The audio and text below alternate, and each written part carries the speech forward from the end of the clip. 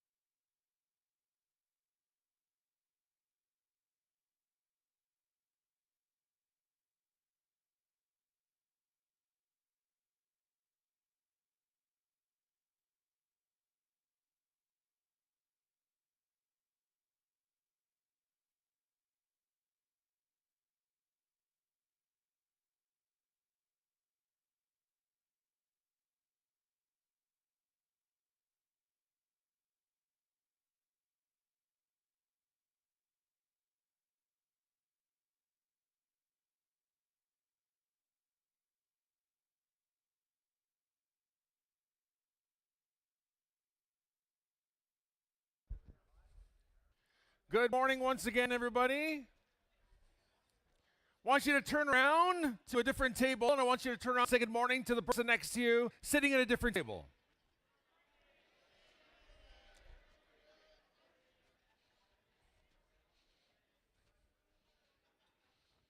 I want you to say good morning once again to that person. This time say good morning 2.0 and give them either a high five or a fist bump. Do that now, please. Good morning. Good morning. Good morning. Good morning. Good morning. Right on. I think it's so cute when the elders give fist bumps. I think it's just so adorable. It's so adorable. Yeah, man, I'll take it right there. All right, everybody, this is day 2, and we got our wonderful elder Lori right over here is about to take the stage and start us off strong. Once again, my name is Stan, the guy that looks like me. If you need me for anything, I'm loving the hat, man. The hat. His hat is awesome. Of course, yeah. I also want to say good morning to everybody watching on YouTube on the YouTube channel. Thank you so much for joining us virtually wherever you come from. Hope the weather is fine there. It is amazing here. Everybody, once again, let's have a warm welcome for Lori.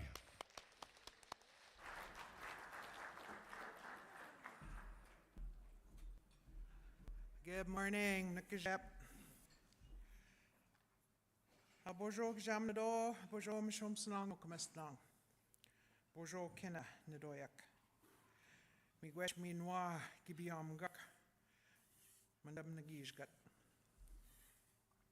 Bonjour, Wabanang Janang, Bigish Mungi Wednang. Wabgini Kwandish Nakas, Dick Dodem, Sagin Skonjagan Donjba. Migwesh Wago Minwa, Yishkos Yang. Naki Yang Minwa. Jitke Yang, Manda.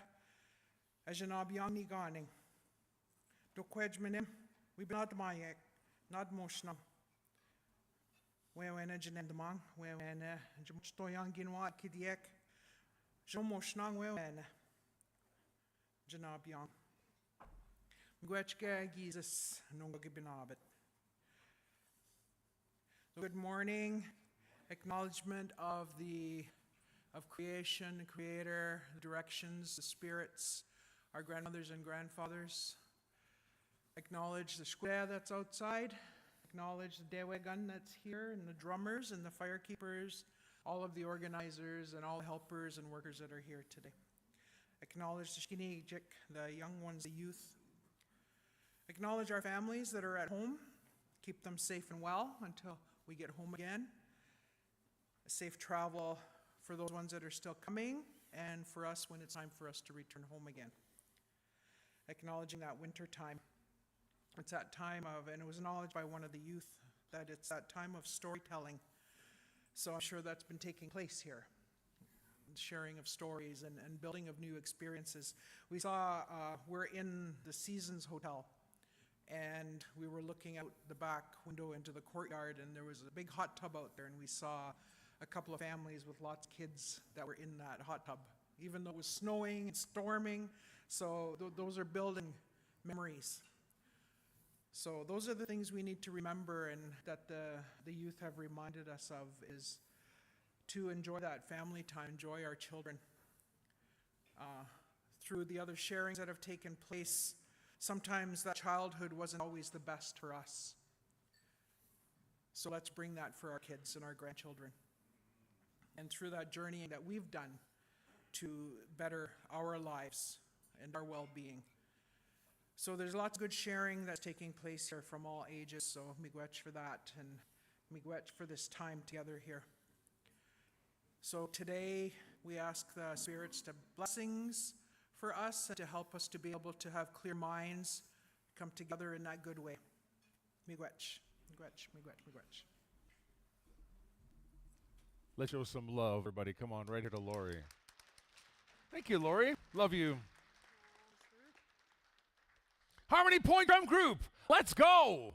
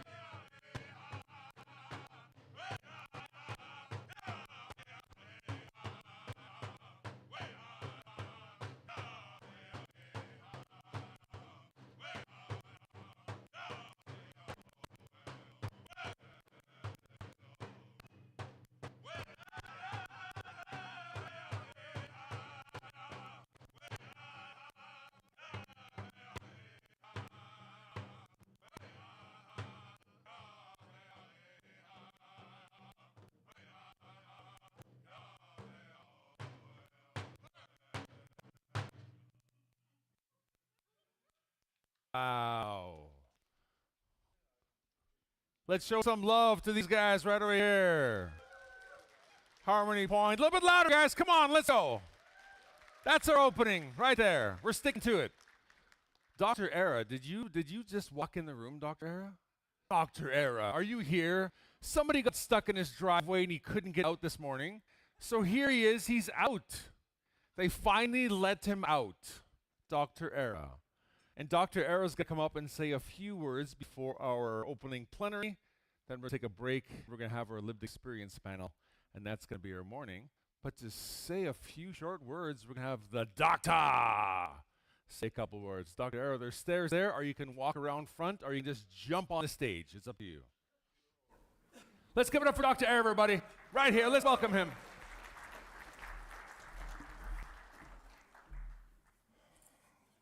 Good morning, everybody. Thank you for having me. It's an honor. It's a privilege. And in these occasions, when you're speaking to an audience of this caliber with this much honor offered for me to attend and learn, one starts thinking, how can I make these 5 minutes more meaningful? There's a lot of life experience in this room. Yesterday, the younger of the speakers had experiences that many people can learn for years to listen to the same talk number of times would still learn. And one of the speakers said, you can speak from the mind, but it's better to speak from the heart. So everything I thought about yesterday to talk about, whether it is the questions that were asked, what kind of program would be best suited for mental wellness, and my brain thinks in these lines, and there's a lot for me to say. Then on the way here, it really hit me. I'm going to speak from the heart. I'm going to say it. What's unique for people in this room, for the indigenous community, from my humble, unbiased opinion, is the unity and the spirit you walk with. Most nations around the world, and I've traveled the world, I've gone through many things that made me the person I am, and I do believe I gained ability to understand the humans, and whether through medicine or through social or through the public health work, what's unique about your nation is you walk with the spirit. There is faith. Many nations out there already forgot their faith if they had one to start with. Many societies consider themselves civilized, advanced. If they had some faith, they downsized it and they limited it to individual. And I can give you a couple examples, but I'm always, it was bestowed on me an eagle's feather. One day I was invited to the Niwash Nation by the chief from Sagi and the chief Niwash, Chief Najwan, and I didn't know what the meeting was. There was no agenda. And when I walked in, and I realized it's a ceremony, and I must have done something right during my work with the community during the pandemic. And if I can go on a little tangent, I'll come back to my point about the walking with the spirit. Ontario, there was a lot of death because of COVID. 70–80% of it is in long-term care. The community, Niwash and Sagin, in the first, second, and third waves of the pandemic had 0 cases or death. We had 0 death in long-term care in Grey Bruce. And it wasn't because we have great hospitals, we might have, but people didn't get sick to get to the hospital. It is a leadership in the community that allowed this. I was an advisor, and I'm honored to have been an advisor for the council and the chief at the time, and I do believe their leadership resulted in the great results they were. So I showed up to this ceremony, and it seems I've done something right being an advisor. And I realized that an eagle feather will be bestowed on me. And my training was in Northern Ontario School of Medicine. I was, to a certain degree, well exposed to the indigenous community, indigenous medicine, and I know the caliber of the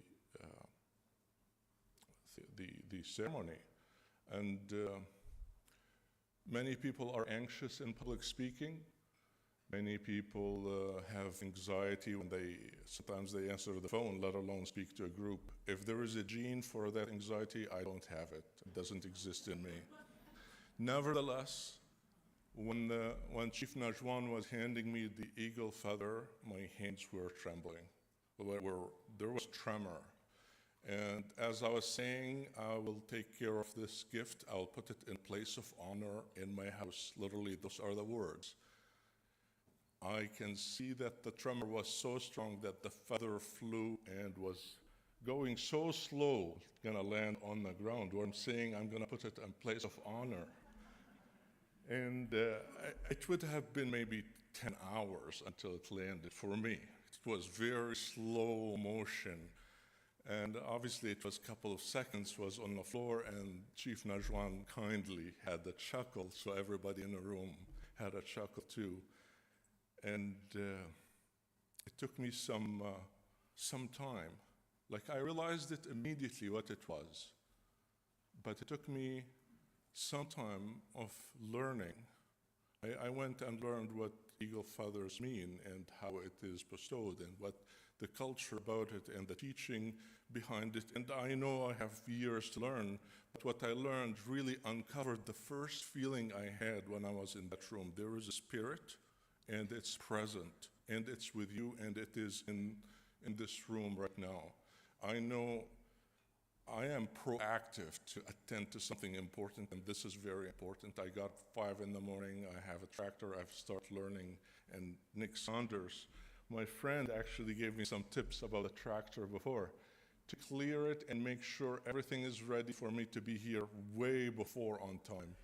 And I have this same feeling that I was in the room. There's something overwhelming, and no matter what a human thinks and plans and executes, there is a bigger universe out there for them. And I was humbled again, because the minute I sat in my car, my phone rang, my wife said, "Oh, I'm stuck." I was like, "I'm heading there, I can pick you up." She said, No, I'm stuck at the front of the driveway. You can't leave unless you dig me out." So driving over here, I don't want to admit in public that I sped up, but I already admitted. But I was reflecting, it is a spirit, it's humbling. No matter what we think and plan, there is something bigger for us. And the questions yesterday were about mental health and what people can do. And every one of us can do a lot of things individually. And collectively, there is a huge momentum. This is a time, you look at the words from the speaker, our DNA carries what our ancestors struggled with, and we are still standing. You are still standing against all the odds from all the nations. And guess what? It's not just your standing. You have the Spirit walking with you, the way I am observing and feeling and sensing. And this is going to take you way further than many other nations. And I'm just honored to have been an advisor to the community.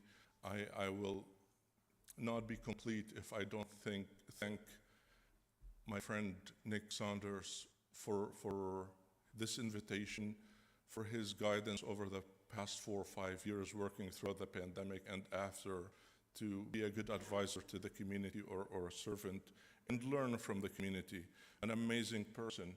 If anybody want to look at individual person, you can look at a fire chief, served in the military, a father, a husband, a business owner, and most recently is the chair of the Board of Health for Grey Bruce. And I am honored to be his right arm at that board as his advisor for the health unit, not just the indigenous community. With this, I want to thank everybody for allowing me this time. Thank you so much. I am honored and humbled to be here.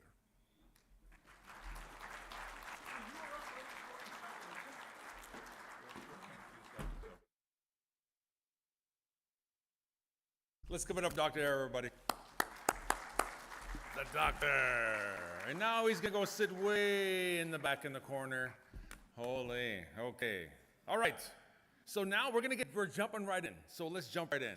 So first plenary presentation is understanding opioid and toxic drug crisis in our nations across Ontario. It is First Nations, but it's our nations.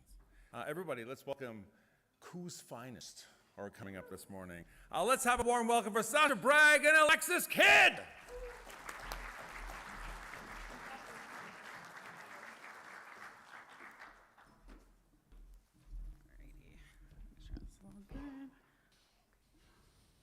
Okay, cool mosi everyone. Kwinglawa Nomwa. It's nice to see you today.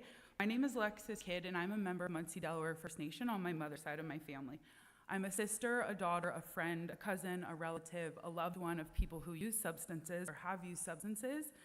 And this connection has been kind of that driving factor in both a personal and professional journey as well. And so I've been a health policy analyst with the Chiefs of Ontario now for 2 years, working on the mental health and addictions file, working to better understand substance use among First Nations. So before I get into it, I do want to just acknowledge the opening prayer from our Elder Lori, as well as the opening remarks from Dr. Era, Anishik for opening us in a good way.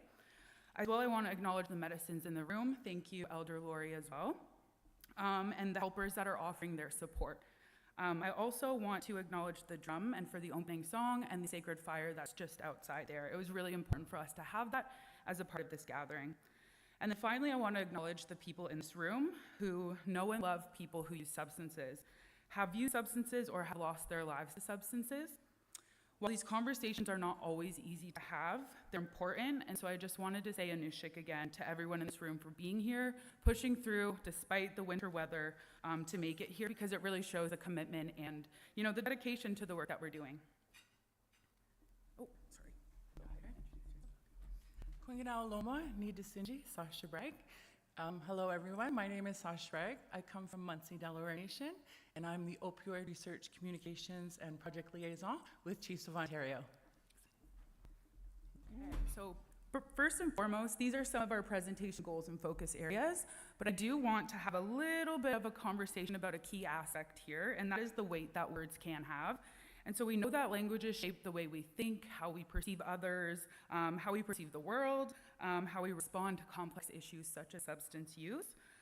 So when we choose language that's compassionate, that's non-judgmental, that's rooted in respect, it just helps to create safer spaces and make people feel more comfortable to seek support, access treatment, and maybe begin their healing journey if they're ready at that point in their life. And so when substance use or addiction is viewed through the lens of moral failure or shame or criminal behavior, it creates significant barriers not only for the people it directly impacts, but also for us as the helpers, the relatives, leadership, the frontline workers. And it's just this kind of stigma that can cloud our own judgments and our own understanding of the root causes behind substance use. And that may cause us to overlook some of those really significant and complex contributing factors. So when we shift that focus away from moral view, we lean towards a more compassionate, person-centered approach to care. So the key takeaway here is that the harms we use can either help heal or further perpetuate harm. And to begin the presentation, my colleague Sasha is going to share information on the report that was developed in partnership between the Ontario Drug Policy Research Network entitled Opioid Use-Related Harms Access to Treatment Among First Nations in Ontario, with annual updating. This collaborative research has provided a lot of valuable information as it relates to opioid use and deaths across First Nations in the province of Ontario. And the findings, we can use these to further inform health strategies and policies when it comes to addressing opioid and toxic drug crises across the nations in Ontario. And so I will pass it to Sasha, who will take us through that journey. Great. Thank you. Okay, so the rising use of opioids has become a public health crisis in many First Nations communities, and the lack of high-quality data on factors that contribute to opioid use and related harms among First Nations creates barriers for effective planning of programs and services.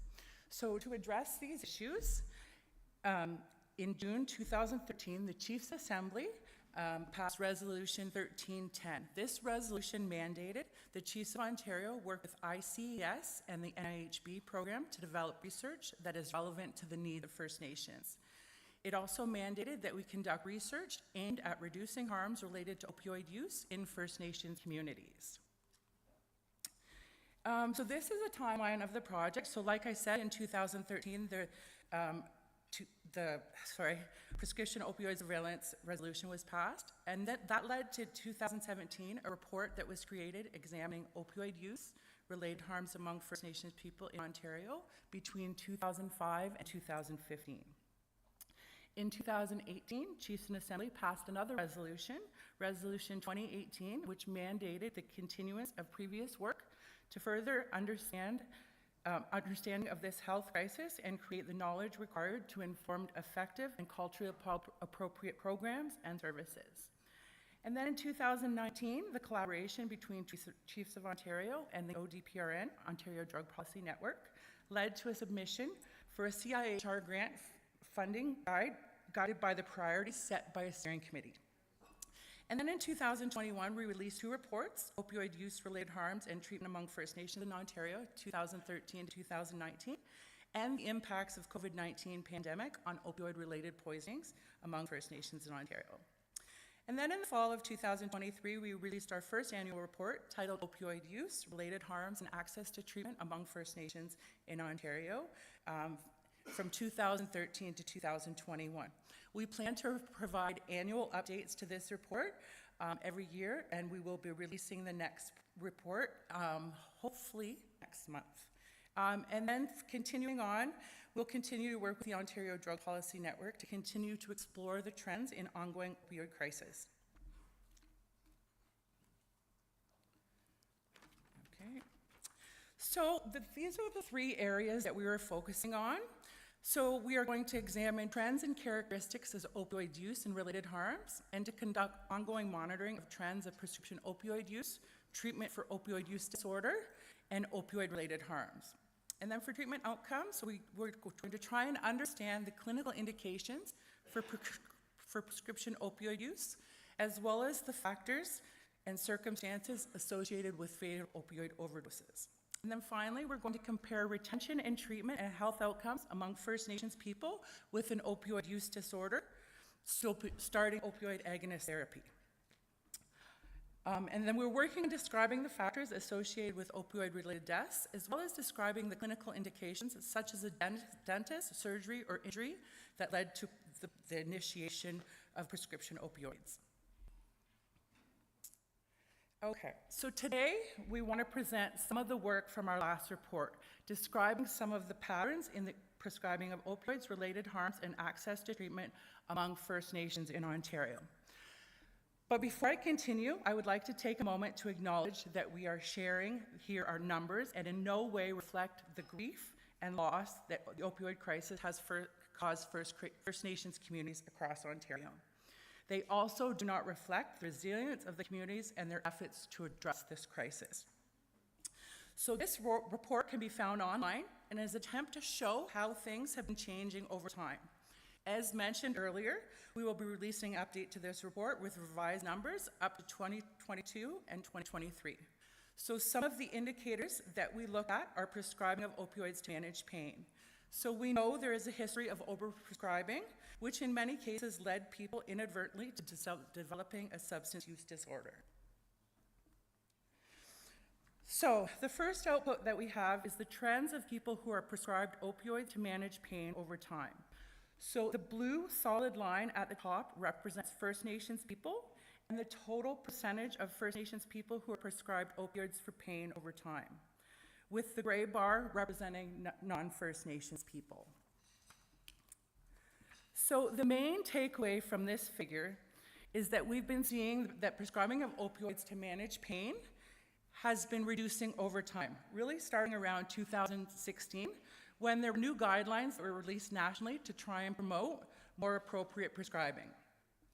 So around that time, we did see that not only new use, which is the dashed line on this figure, but also overall use of opioids to manage pain has been declining, both among First Nations and non-First Nations people in Ontario. although the rate of prescribing does continue to be higher for First Nations people. So we also look at the prescribing opioid agonist therapy. So these are medications like methadone, Suboxone, or Sublocade. And Sublocade is a newer formulation that became available recently that's being used to treat opioid disorders.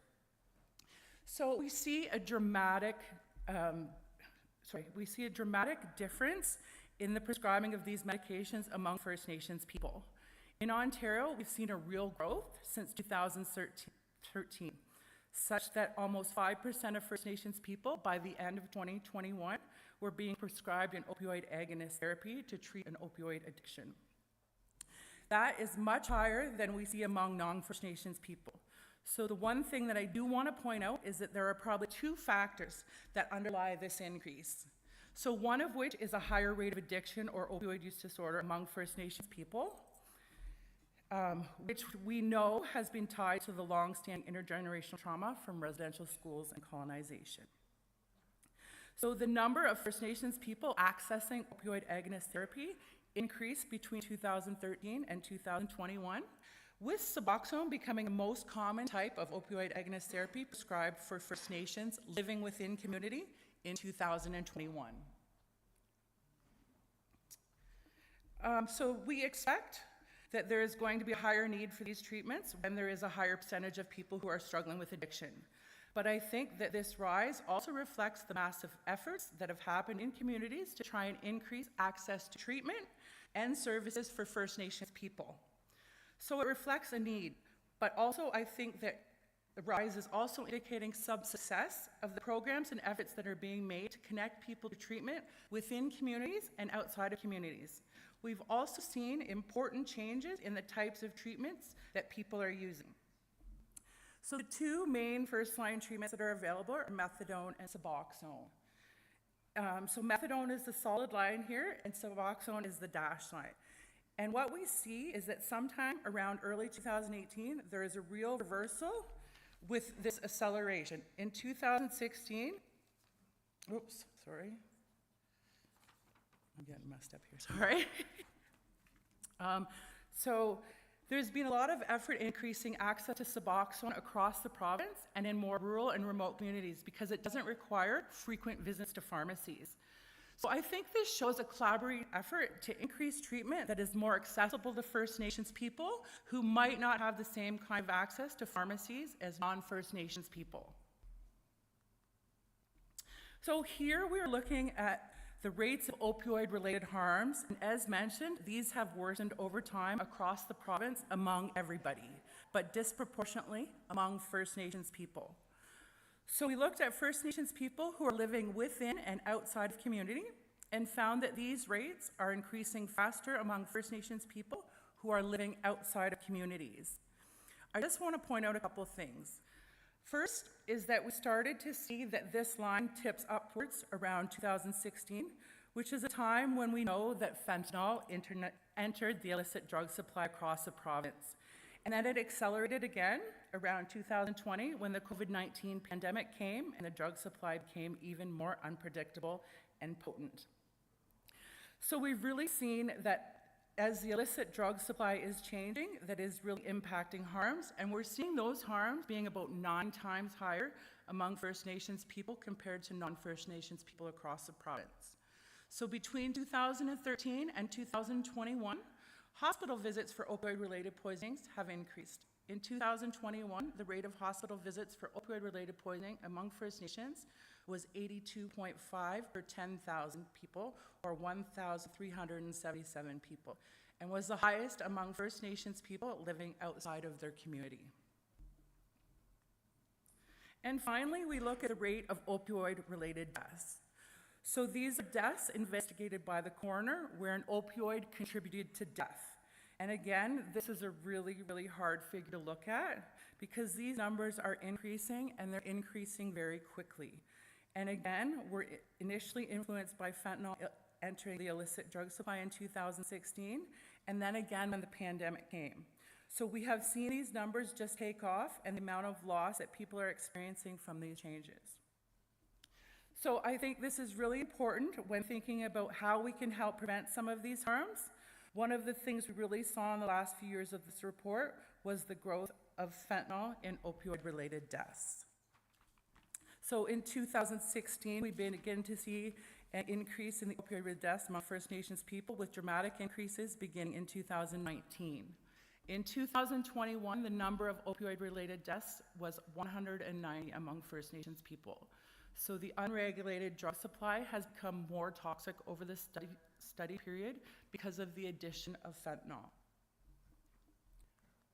Okay, and so our research approach, so we work with a steering committee, which consists of an elder and First Nation representatives from the political territory organizations, Independent First Nations, Six Nations of the Grand River, and the Ontario First Nations Young People's Council.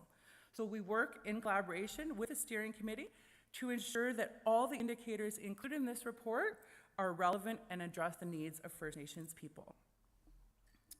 So a research agreement was formalized the partnership between Chiefs of Ontario and the Ontario Drug Policy Research Network.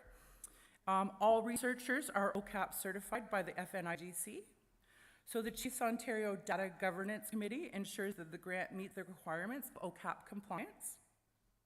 We make sure to have ongoing communication with the steering committee through at least biannual teleconferences and annual in-person meetings.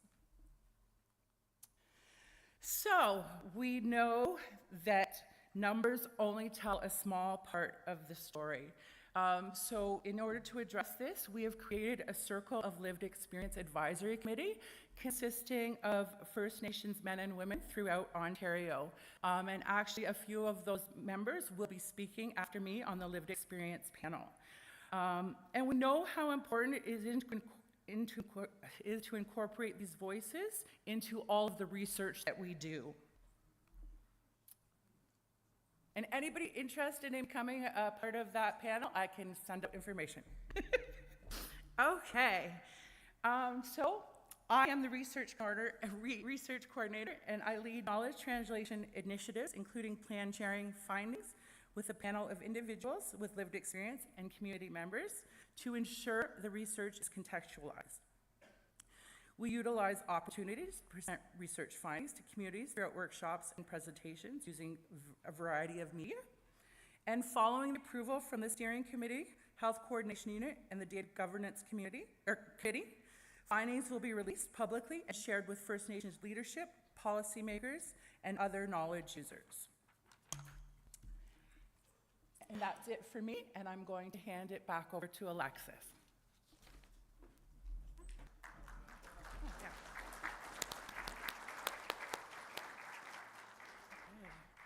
Okay, so just kind of following along here, thank you, Sasha, for that important information. And so some of the key findings that we've learned here are that, from Chiefs of Ontario and the Ontario Drug Policy Research Network, is that the rates of opioid-related deaths among First Nations in Ontario are much higher, approximately 7 times higher than anybody else. We also learned that fentanyl was involved in 90% of these opioid-related deaths, meaning that fentanyl and fentanyl analogs are present in substances causing the majority of these poisonings. So the fact that fentanyl was a major contributor to opioid poisonings, it's further complicated by the widespread presence and combination of fentanyl, fentanyl analogs, other classes of drugs entirely, veterinary medications, and also non-drug-based contaminants as well. So this information helps to kind of better understand the scope of the problem, as well as some of those underlying factors that are contributing to opioid overdoses and toxic drug poisonings. And so another key point from this report that I wanted to highlight is that of all the opioid-related deaths in Ontario, 63% involved one or more benzodiazepine. And so this is important because interactions between these two substances are very, very dangerous and significantly increase every single risk that of severe respiratory depression and fatal overdose poisoning that can happen. And so polysubstance use is what we might call this, and especially if it's unknown by the user, this increases all risks associated with substance use and has just made otherwise effective strategies and programs really difficult to deliver as it's uncertain what people are consuming. So these are some of the realities that we're facing here in Ontario. It's alarming, it's upsetting, it's frustrating, and it just confirms to be true that we are all, in fact, in a crisis and in a state of emergency in this toxic drug and opioid crisis. So it signals a call for action. In response to these escalating challenges, communities have begun declaring states of emergency due to unprecedented overdose and poisoning rates, mental health crises, insufficient access to policing and resources. And so these are just some examples in 2024 alone of different news excerpts that communities have had to release in order to spread awareness, but also to signal the real issues that are at play here and the severity. So communities have also started releasing drug alerts, and that's just to try to inform people who use substances, as well as people who know people who use substances, of those various toxic components that are being found in the illicit drug supply. And so with coordinated efforts and community-led solutions, we can reduce fatalities and we can prevent further loss of life. There's an urgent need for access to opioid treatments, harm reduction services for individuals, families, and communities in order to help heal from intergenerational traumas that result in these substance use disorders. And so ultimately, reducing the rate of preventable deaths to opioids and other toxic substances is that immediate call to action. This is something that I really want to reiterate as well, in that these deaths are preventable with the necessary tools, culture, information, and resources in place. And so understanding that these drug deaths are preventable, it's really crucial because it shifts the focus from viewing it as an inevitable to recognizing it more as that complex issue that can be addressed with the right interventions. And then we can focus on saving lives through immediate targeted action to reduce the risks associated with toxic drugs. Carrying on. So in Ontario, there have been several initiatives underway to make more accessible drug testing technology and services that provide service users with up-to-date, accurate information of the content of the samples that they submit. So in Toronto, for example, there's a service called the Toronto Drug Checking Service. And since they have started in 2020, they have tested over 10,000 samples that have been submitted, where hundreds of unique substances have been detected in the unregulated drug supply, which many can be linked directly to the opioid-related poisonings that we're seeing here in Ontario. And so it's really important to know this information because it allows us to know what's in the unregulated drug supply and how we can better treat individuals who depend on unregulated drugs to help maybe seek safer options or safer alternatives while they are using. And so this Toronto Drug Checking Service, obviously located in Toronto, also provides weekly reports and graphs where you can actually go online and see real-time information about what's being found in the samples that are being submitted to them. And people can submit something as small as the end of a needle. If there's just a little bit of that substance on it, they're able to get a pretty accurate reading through their technology. So it's really incredible and provides a lot of information. They also do public awareness alerts that when toxic substances are detected, they'll provide as much possible information on what they're finding. They test the drug to see if it is the expected drug it says to be, or if there are other high-potency opioids or other drugs at all contaminating the supply. And so they have the ability, due to the technology, to still identify other substances as well, which is really cool. So it's important for informing care for treatment who use these, for people, it's important informing care and treatment for people who use these substances to prevent further harms and deaths. And so the graphs you see on the screen here, they represent November 2024 and December 2024, so very recent, and they outline the percentage of samples that were expected to be fentanyl. So as you can see, I just highlighted the bottom there, or as you might not be able to see, I apologize, but you will receive this copy of presentation. At the bottom there, fentanyl, it says that 99 to 100% of samples that were checked in both of these months expecting to be fentanyl were indeed not only fentanyl, but a combination mixture of other substances, such as opioids, fentanyl analogs and derivatives, veterinary tranquilizers, nitazene opioids, benzodiazepines, amongst more. And so I wanted to highlight some of this data coming through the drug checking services, because as we mentioned, 90% of opioid-related deaths among First Nations in 2021 was a result of fentanyl. So then, carrying on and diving a little bit deeper into some of those specific contents that are being found to better understand what's causing these high rates of poisonings. Here are a couple more graphs. So on the left, hopefully it might be your guys' right, sorry. On the left, of my left, we see 2023, these are fentanyl samples checked, and then on the right is 2024.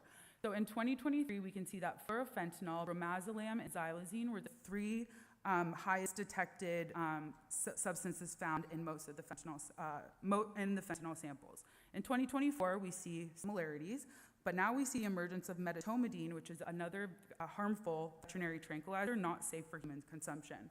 So what's concerning about these substances is that they're completely different classes of drugs, but they're being consumed together, and perhaps without the knowledge of the person consuming them or their ability to even control it. So we don't know where these substances, when and how they're being added into the supply. We just know that they're there. And as I mentioned, some of those risks of polysubstance use further complicate access to, or the effectiveness of treatment and those other modalities that I will discuss in a little bit here.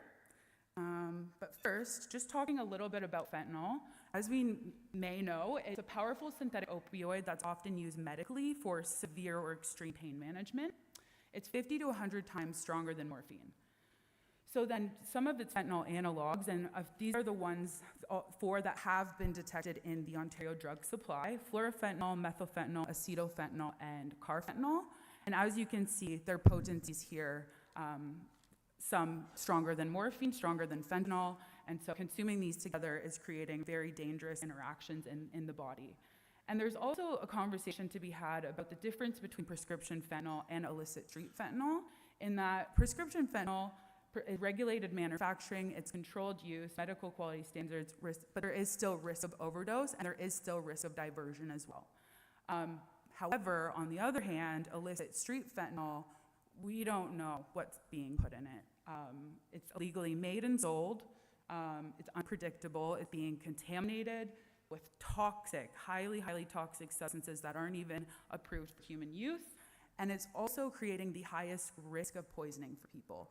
And there's an important difference between overdose and overdose and poisoning as well. And that poisoning, it may just be a one-time thing where a person has an overexposure to something, whereas overdose is an excessive amount.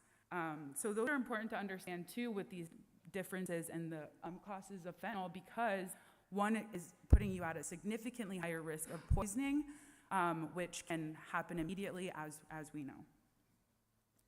And so we also have benzodiazepines showing up in the illicit drug supply. And these are often used as sedatives themselves, and they work as kind of the tranquilizer, drowsy effect, calming effect by depressing that central nervous system. And so when combined with opioids, the risk for respiratory depression, extreme sedation, and overdose are very significant. And so just some of the names of the benzos that have been found in the last couple of years that I've been able to see that have been found. And so this, as I mentioned, increases that risk of poisoning. It's sedative, so people are essentially just falling asleep and not waking up. It's suppressing breathing and heart rates, and it increases the risk of, it increases risk during withdrawal, which is important to understand as well, in that detoxing people from these substances is now more complicated and dangerous. And so there has to be supports and resources in place to ensure that people are able to get off these substances safely. Because when not managed properly, benzo-opioid withdrawal can cause serious health risks, such as seizures, delirium tremens, and cardiovascular complications as well. So then we also, as I mentioned, have veterinary tranquilizers. We've seen medetomidine and xylazine pop up in the drug supply. I believe xylazine started in 2023, and then the first kind of report of medetomidine was January of this year in Ottawa, actually. And so both of these substances are not regulated for human use. And when combined with opioids, the risk of sedation, respiratory depression, and cardiac collapse are very, very high.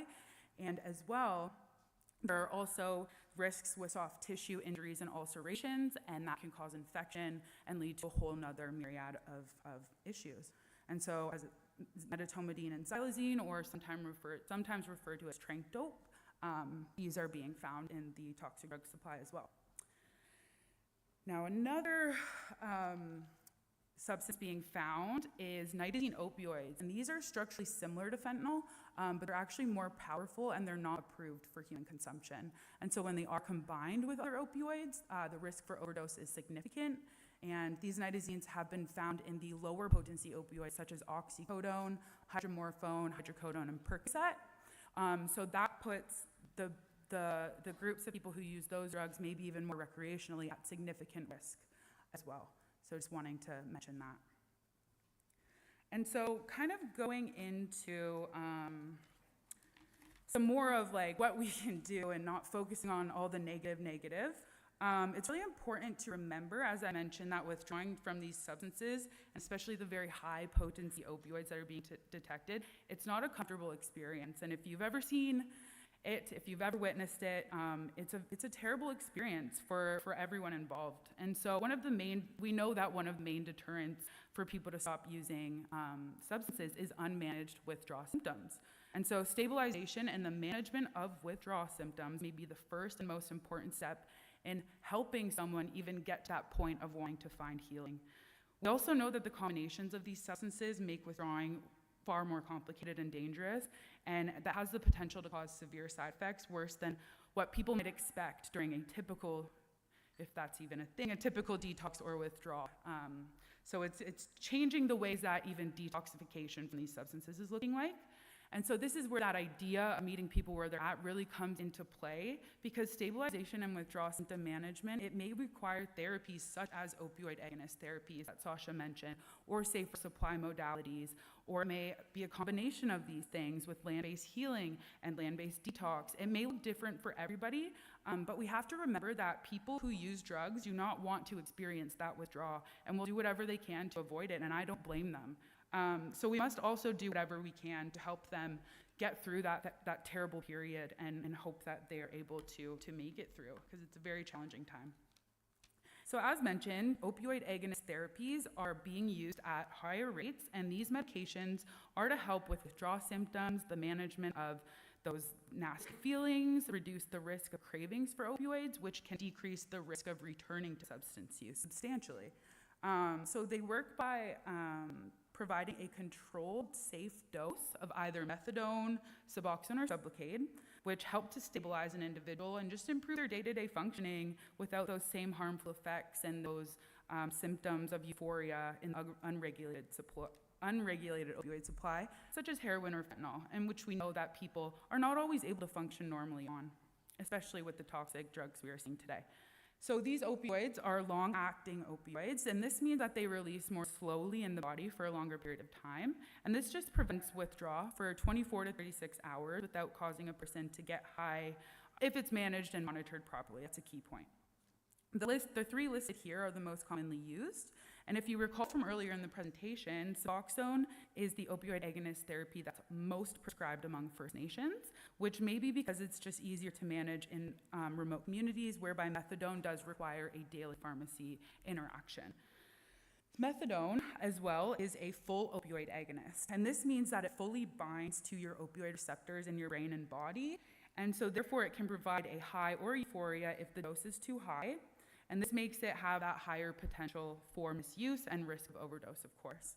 However, we do have to acknowledge that this may be the first step of someone getting off of the unregulated drug supply and into a mindset of healing and getting on that journey to recovery. So therefore, it should always still be an option. Carry on. Suboxone, on the other hand, is a combination of two medications: buprenorphine, which is a partial opioid agonist, only partially activating some of those same receptors, not producing a euphoric high, but still alleviating those withdrawal symptoms and cravings. And then the second medication within Suboxone is actually naloxone, which we all know is Narcan. And that itself is a full opioid antagonist. And this essentially means that it blocks the receptors, so it substantially reduces the risk of overdose.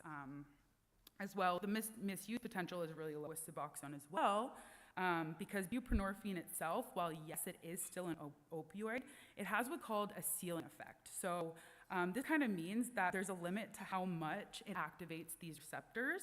So taking more and more of it to get high becomes virtually pointless because you will only get to a certain point. So we also have Sublocade, and that is a dose of only buprenorphine, but it's done through a monthly injection where medication releases slowly in the body over a 28 to 30-day period. So the individual may be able to go a full month without those cravings for opioids.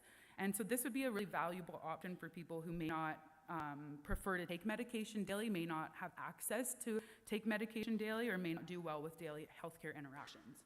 So all three of these options are some of those therapies that can be used as part of someone's healing journey. And so this is just kind of a visualization, kind of to sum up what I said about that piece on stabilization being maybe perhaps that first step.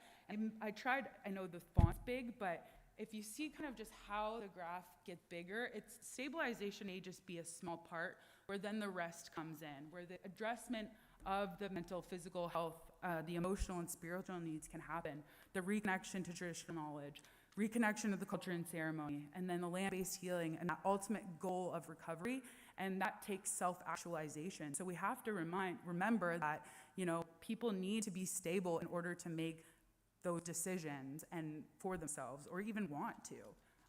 Because it doesn't, when you're in severe opioid or, just drug addiction, it's the goal isn't really thinking about getting treatment, as we know, right? It's about getting that next fixed. And so if we can work with people who use drugs and get that stabilization piece, get them feeling comfortable, not going through those withdrawal periods and craving those opioids so desperately, then the rest of the work can happen. And so I did want to mention just another modality, and that's safer supply, and that's picking up a bit of traction here in Ontario, despite the provincial and federal government. And so safer supply modalities, this is just a low barrier approach, providing prescribed medications, usually hydromorphone, to people who use drugs, and it's overseen by a healthcare practitioner as a safer alternative to the toxic illegal drug supply. For those, and this is, a key point of this is for those who are at the highest risk of drug-related harms or death or poisonings. And so safer supply, really what it does, it aims to connect people who use drugs to other healthcare services and services that are specific to their needs, which is really important. And so safer supply often helps with IV drug use and getting people away from using drugs intravenously, and more so perhaps through a hydromorphone tablet.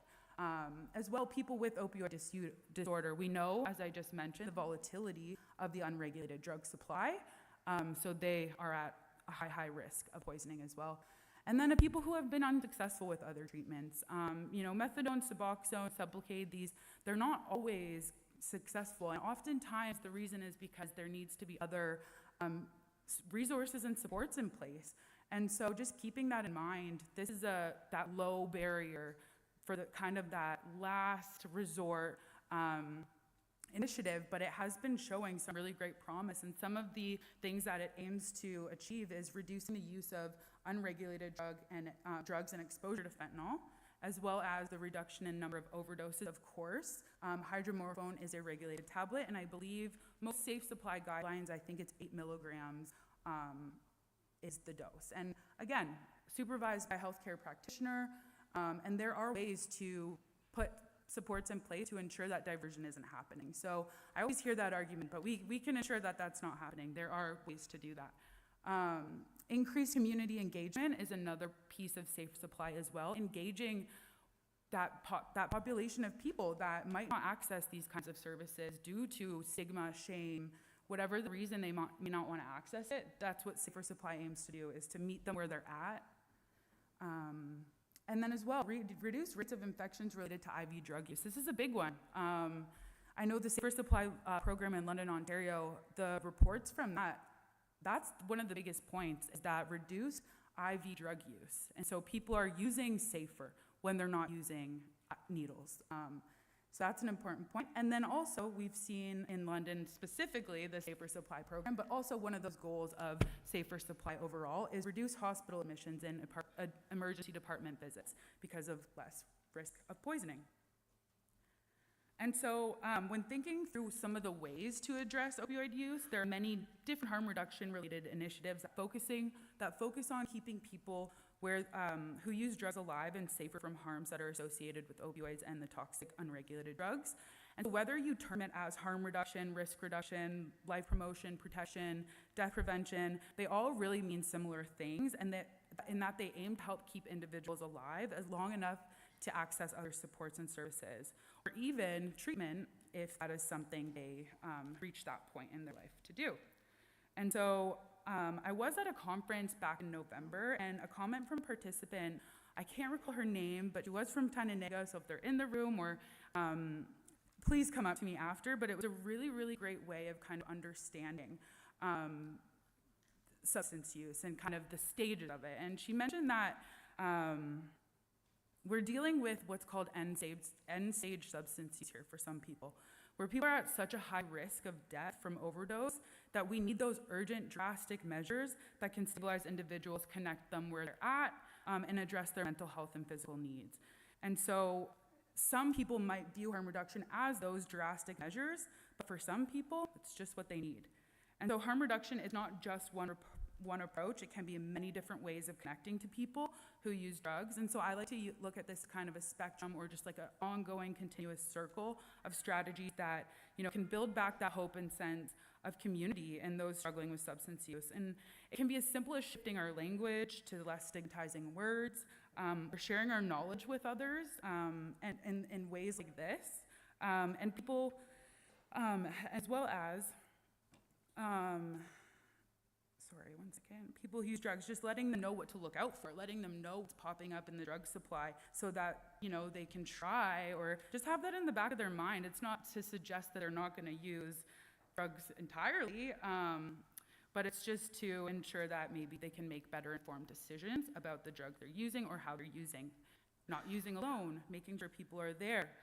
There are services around coming up too, virtual services, which is great. I know the National Overdose Response Service is here, and so they have a really great support for people who use drugs. It's made for them, by them. And so another thing too, with this information about the toxic drug, there are drug checking strips available for purchase, and this is where people can check their supply for benzodiazepines if they're present, for fentanyl if it's present, or for xylazine if it's present. And like I said, it might not stop people from using their substances, but it may help them make that more informed decision. And so some of these strategies, of course, I focused heavily on medication-assisted therapies for that stabilization piece.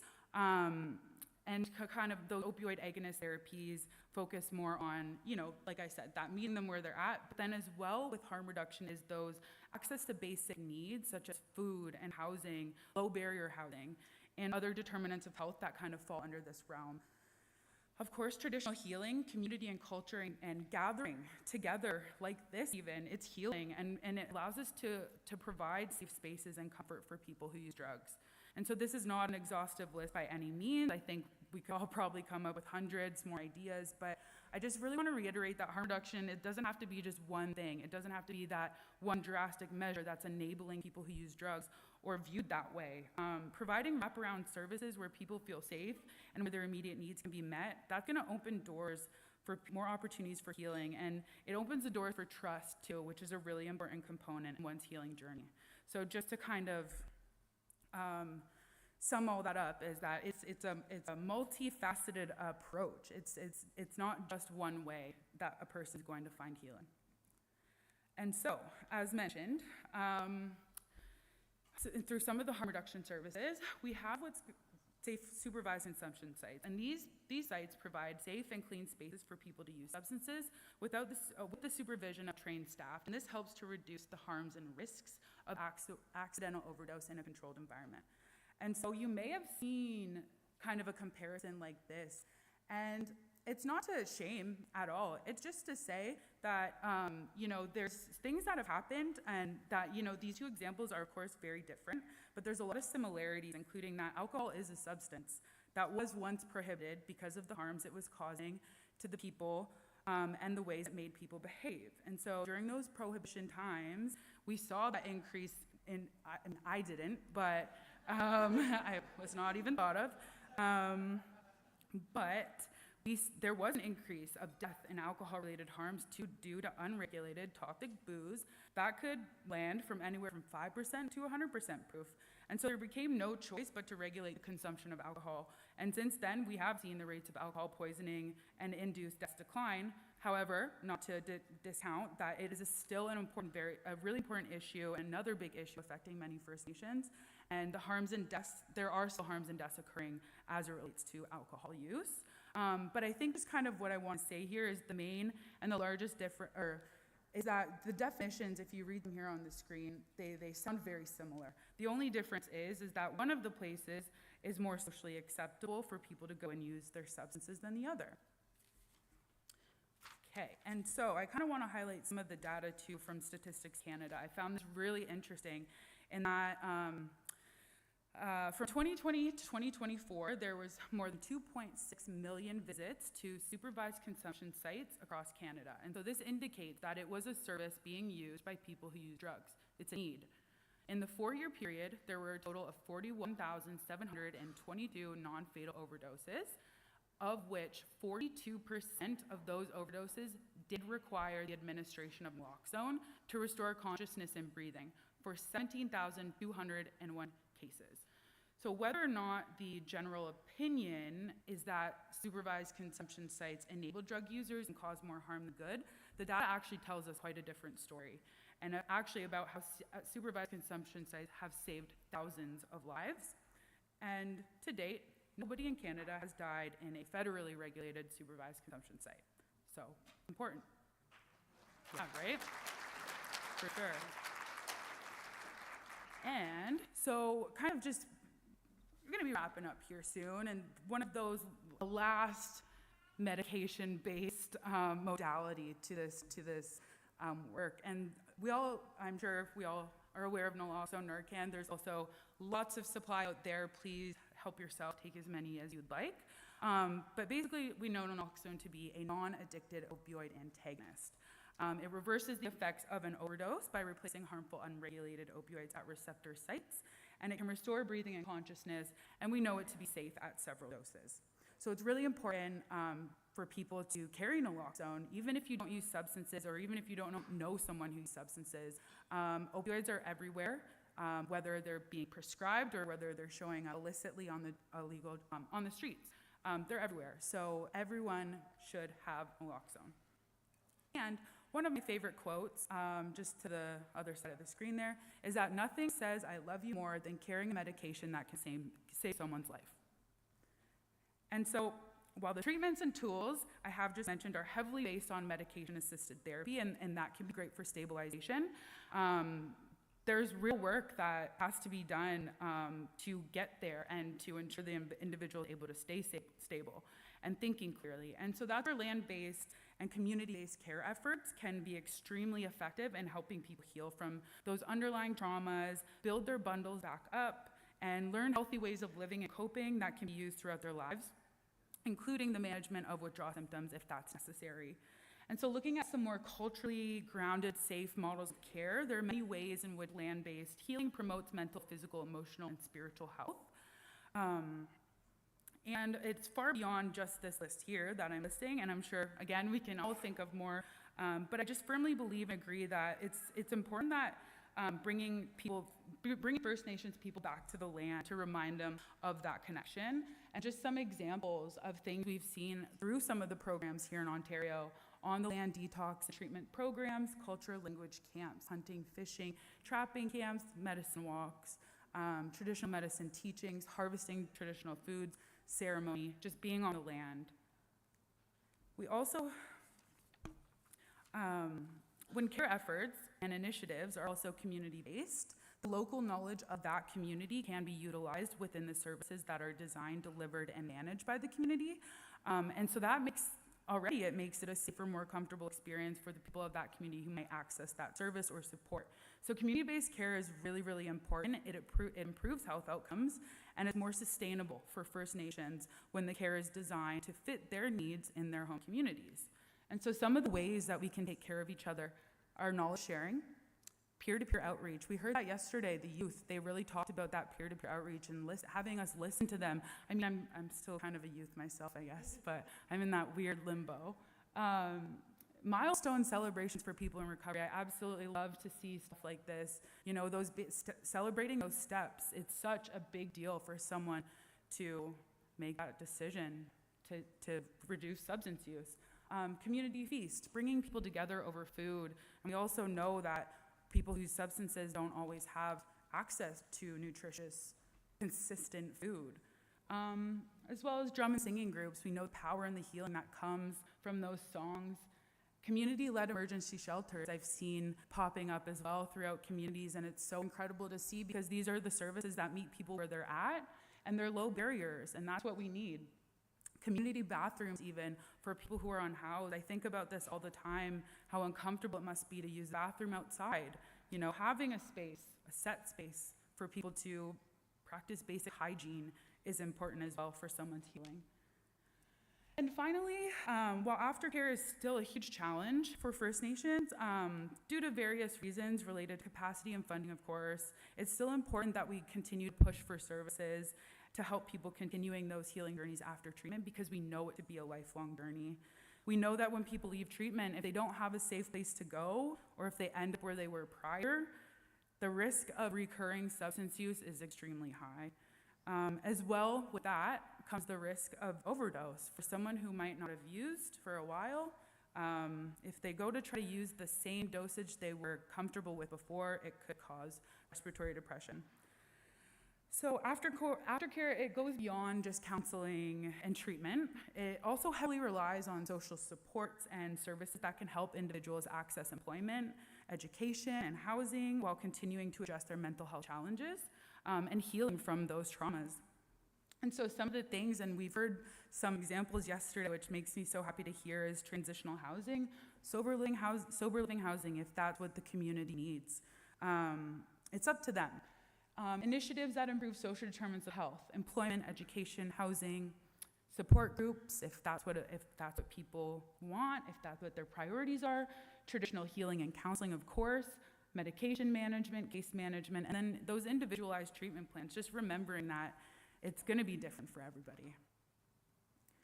And so finally, I'm almost done talking. So the work that we do here, it's really guided by our own personal lived experience, but also the professional lived experience that we have been shared with by others so graciously in these different settings and capacities. And so we really try to hold space for these kinds of lived experience because it allows us to create that more compassionate version of ourselves, and it allows us for genuine connection and shared learning. Listening to those with lived experience with substance use and our mental health challenges better informs the kinds of services, supports that will actually service the needs of the people they are aiming to serve. The term "nothing about us without us" means that people with lived experience have the right to be and should be involved in all of these discussions and decisions that design and deliver services that directly impact their lives. And so in the same way that no one can understand what a broken bone feels like unless you've actually experienced it, we'll also never be able to truly understand a substance use or mental health challenges or illness unless we've actually experienced it. And I know many of us have in this room too. So that lived experience, like I'm saying, that's what's so integral and so important to our own collective healing. So healing it's a complex and lifelong process. It can and should include many different components, such as those land-based healing modalities, the connection to culture, First Nations-led harm reduction initiatives. There's so many: housing, employment, reconnecting to family, community in a safe way for everybody, of course, among so many other things. So after the break, after I wrap up here in our next session, it's going to provide that space for 4 panelists to share their lived experiences and their healing journeys. These stories, they help to remind us of the strength in our First Nations communities across Ontario. So, thank you so much for listening. Thank you all for being here as well. Thank you. Good job, Sasha.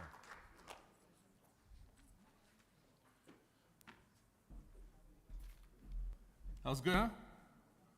No, that's Sasha. Yeah, right on. Sasha and Alexis, they represent just 2 of the incredible team that work for us at Chiefs Ontario. I don't know about the rest of you, but I'm really grateful. Let's hear it one more time. That was great. Thank you. Before you head out for break, I got a couple of announcements. Once again, we got the Sacred Fire over there, so you can do that. We also have health supports, and if Peggy and Dorothy are in the room, I'm not sure they may be out providing health support, but if you're here, so you can stand up. If not, they're working hard. There is a room just down over here dedicated to them. So if you need health supports or you know somebody who can, you can either pop down there or you can pay a visit with somebody, and that's okay. There's exhibitors and vendors just down the hall, down this way. Just hang a right, you'll see the sign. They miss you. They want to meet you, okay? So go and buy up some stuff. Christmas just around the corner. Also, we have here, let's see. Oh, yes, one more thing. Somebody yesterday lost something, and they want it back. It's one of those fire strikers. You know that, like, there's a spark, right? Somebody lost one. So if you pick something up and you don't know what it is, check the front. It might be that fire striker. We don't know. So just check that out. I'm sure the person would love to have it back. When we come back after break, we're going to have an incredible panel, and you're all going to want to check that out. All right, everybody, we'll see you back in 15 minutes. Enjoy your break.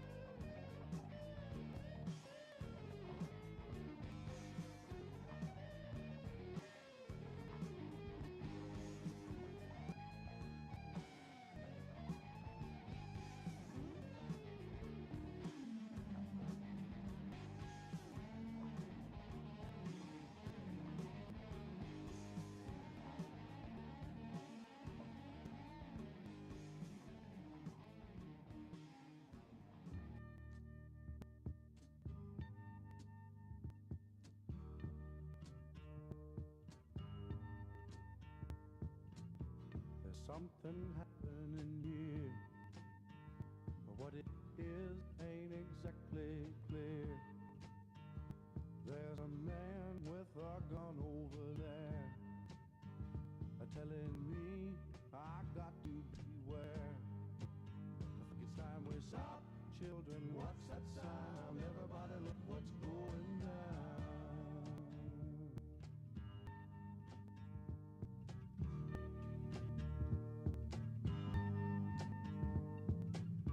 There's battle lines being drawn. Nobody's right if everybody's wrong. Young people speaking their minds are getting so much resistance from behind. Time we stop. Hey, what's that sound? Everybody look what's going down.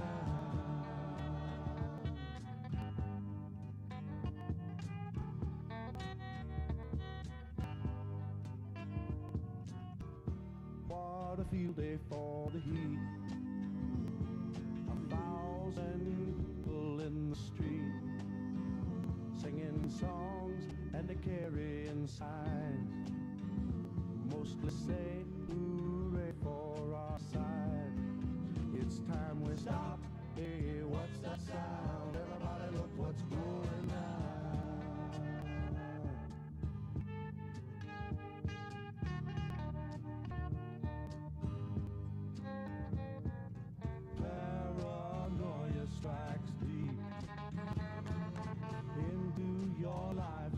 will creep.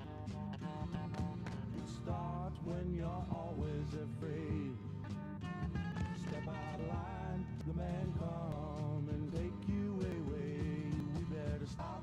Hey, what's that sound? Everybody look what's going now. Stop. Hey, what's that sound? Everybody look what's going. We better stop now. What's that sound? Everybody look what's going. We better stop.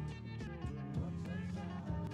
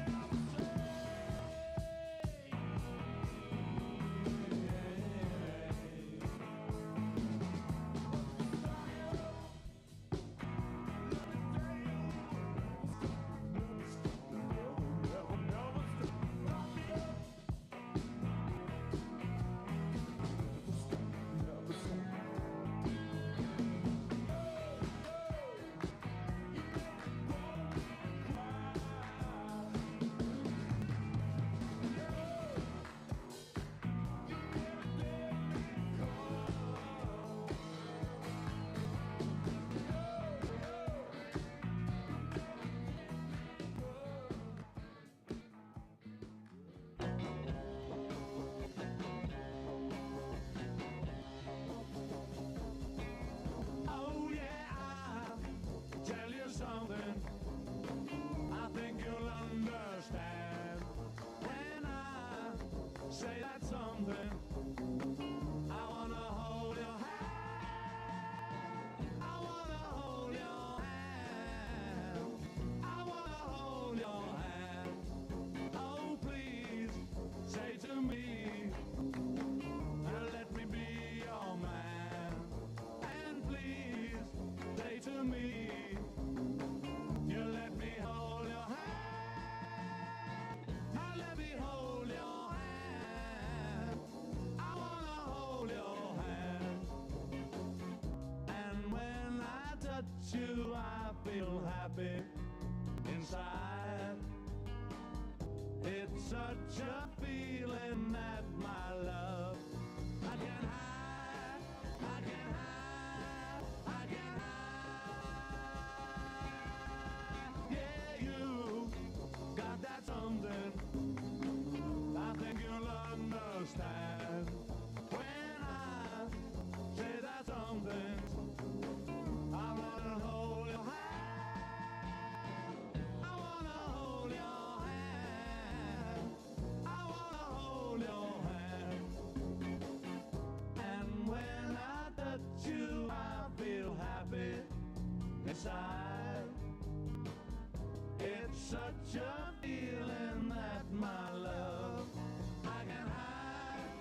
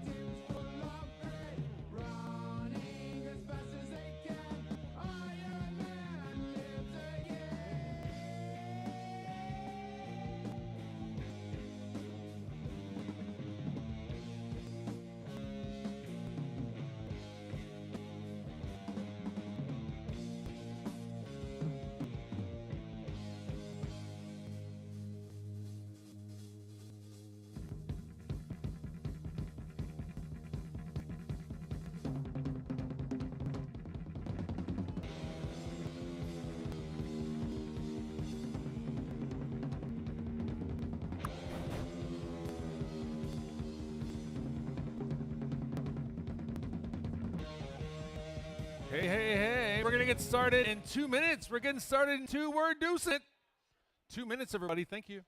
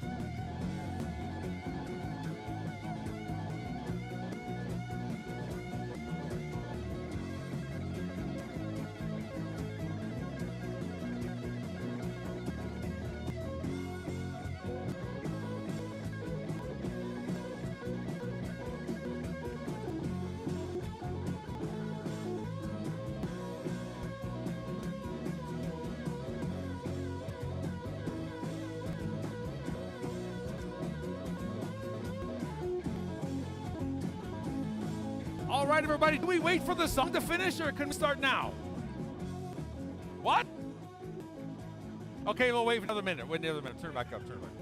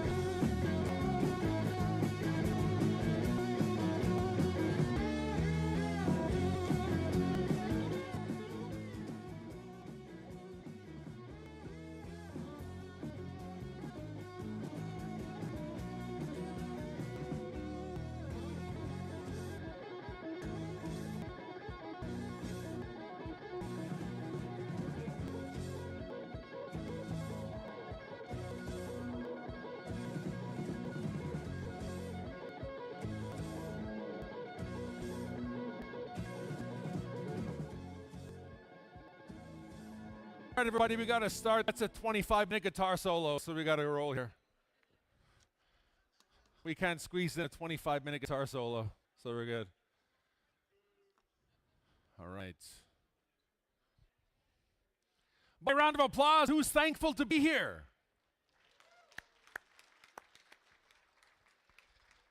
So am I. The last session was wonderful. It gave us kind of a big picture look at some of the things going on in our communities. I'm thankful for Chiefs of Ontario and for the organizing committee for putting together the agenda. If we're doing it in a way that makes sense for this morning, because we look at a big picture view with stats and everything. But now, until lunch, we're going to have 4 incredible members of our communities come up and make it all make sense from a personal view. So we call this in our own words, stories from a circle of lived experience.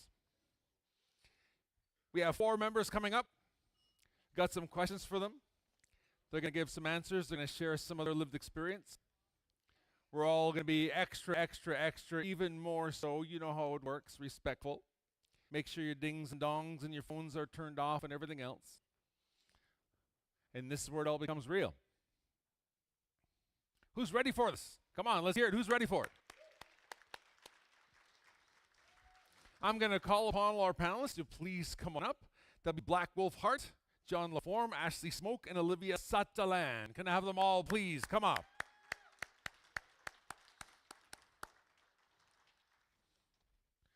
I'm going to sit right here. That's my spot.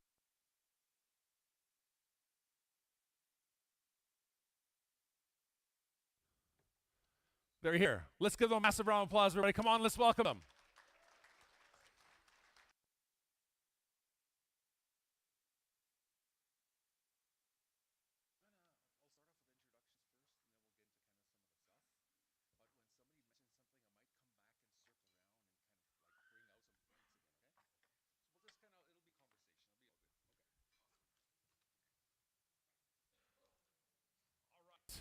Okay, here we go.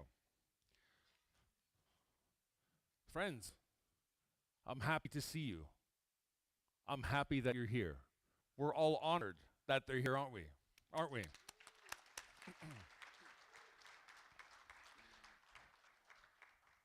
Everybody wants to know who you are. Everybody wants to meet you. We can't have 400 people come up and shake your hand, maybe during lunch.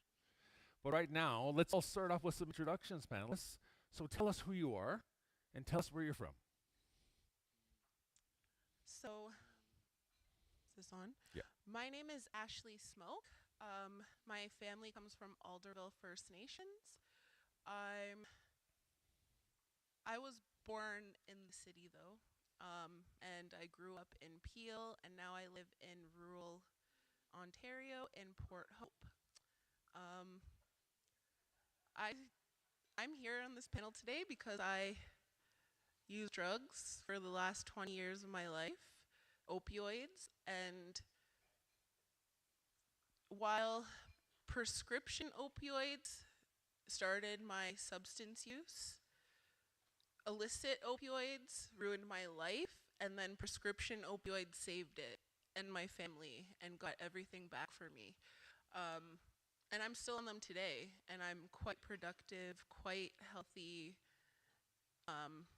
I feel better than I ever have, and so my journey has been long, arduous, and I've gained my power back by telling my story, sharing with others, trying to empower others to tell their stories. I've founded organizations. I've worked with I don't know how many of organizations.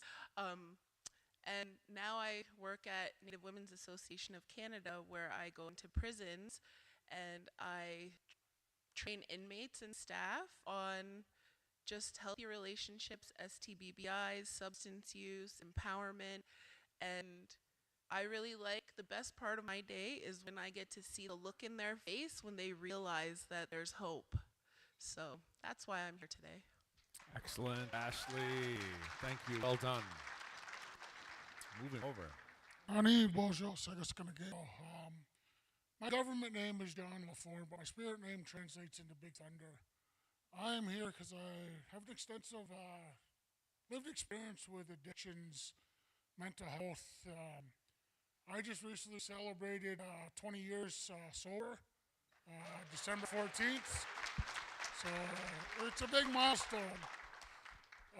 I currently live in the city of Toronto. I currently work at the Native Men's Residence, working with guys that are living with addictions, living with homelessness, living with coming out of the institutions and not having a guidance of who they are or what they do. Myself, I've had many supports through the city. Not even my reservation. When I decided to become clean, I just made that decision to sober up. It wasn't my reserve that helped me. It was a bunch of agencies in Toronto when I was a young man that guided me. So I'm here just to share that, just like Ashley was saying, with the guys that I work with, when they see that there's a hope that there's a light at the end of that tunnel. To come out of that stage that we're all in, that we all get stuck in sometimes. That there is light and that there's hope that there's a better life for us. Walking in that amenable muscle in. Awesome. Right on, John. Thank you. Black Wolf, over you. Buju, Binesi Kapitwe, Tongue Indigenous Cause Mangon Totem. My name translates to Thunder is Coming. I'm from the Wolf Clan. I'm originally from the Nisik Chewasik Cree Nation in northern Manitoba on my mother's side, and I'm also from the White Earth Ojibwe Nation in northern Minnesota on my father's. I'm on this panel because I lived a whole other life. I was a gang member for 20 years. I was highly addicted. I sold drugs to my own people, took drugs to my community, hurt my people. I really made some choices in my life that I'm still dealing with, and until I'm no longer on this earth, I'll always be dealing with those choices that I made. But I also use my lived experience and the choices that I made as a teaching tool. I'm currently running a program, a men's healing program, where we help men in the justice system reconnect to culture, reconnect to ceremonies and Sundance. It's called the Sharing Our Stories program. It's the first of its kind in Toronto, like for men in provincial, and we're going to be starting working with men in the federal corrections. And so I always say that, like, with my mental health and all the things that I dealt with, like addictions and mental health go hand in hand. I always hear that too, like sleep is more important than food. Like you could fast for 7 days and you'll be okay, but try staying up for 7 days. Like that's the people that you see that are, your spirit is still there. That good spirit that's holding everything together, but that dark spirit overcomes you. And it's like that spirit is just watching everything, and you can't control choices you're making. You're you're up for days talking to yourself. You're growling. You're screaming. You're crying. Like uh, I remember, I don't know how I did it. It was with carrying guns, doing drugs, being highly addicted, and just trying to just hold everything together. I don't even know how I pulled it off. And sometimes a lot of people say like I don't even know how you're still alive and you're able to tell your story. Because like I'm filled with gang tattoos from head to toe, gunshot wounds, stab wounds, been left for dead. You know, it really helps me um, to tell my story uh, with spirit, with culture, holding this eagle feather, and thinking about the things that I'm doing now, because I want to be remembered for the good things I did, not the bad, But I I speak I speak my truth. Every time I speak, the words just come out freely. I just speak from the heart, and I just not a day goes by I don't forget about what led me to up into today. Um, so I guess we're just gonna have like a conversation and That's right.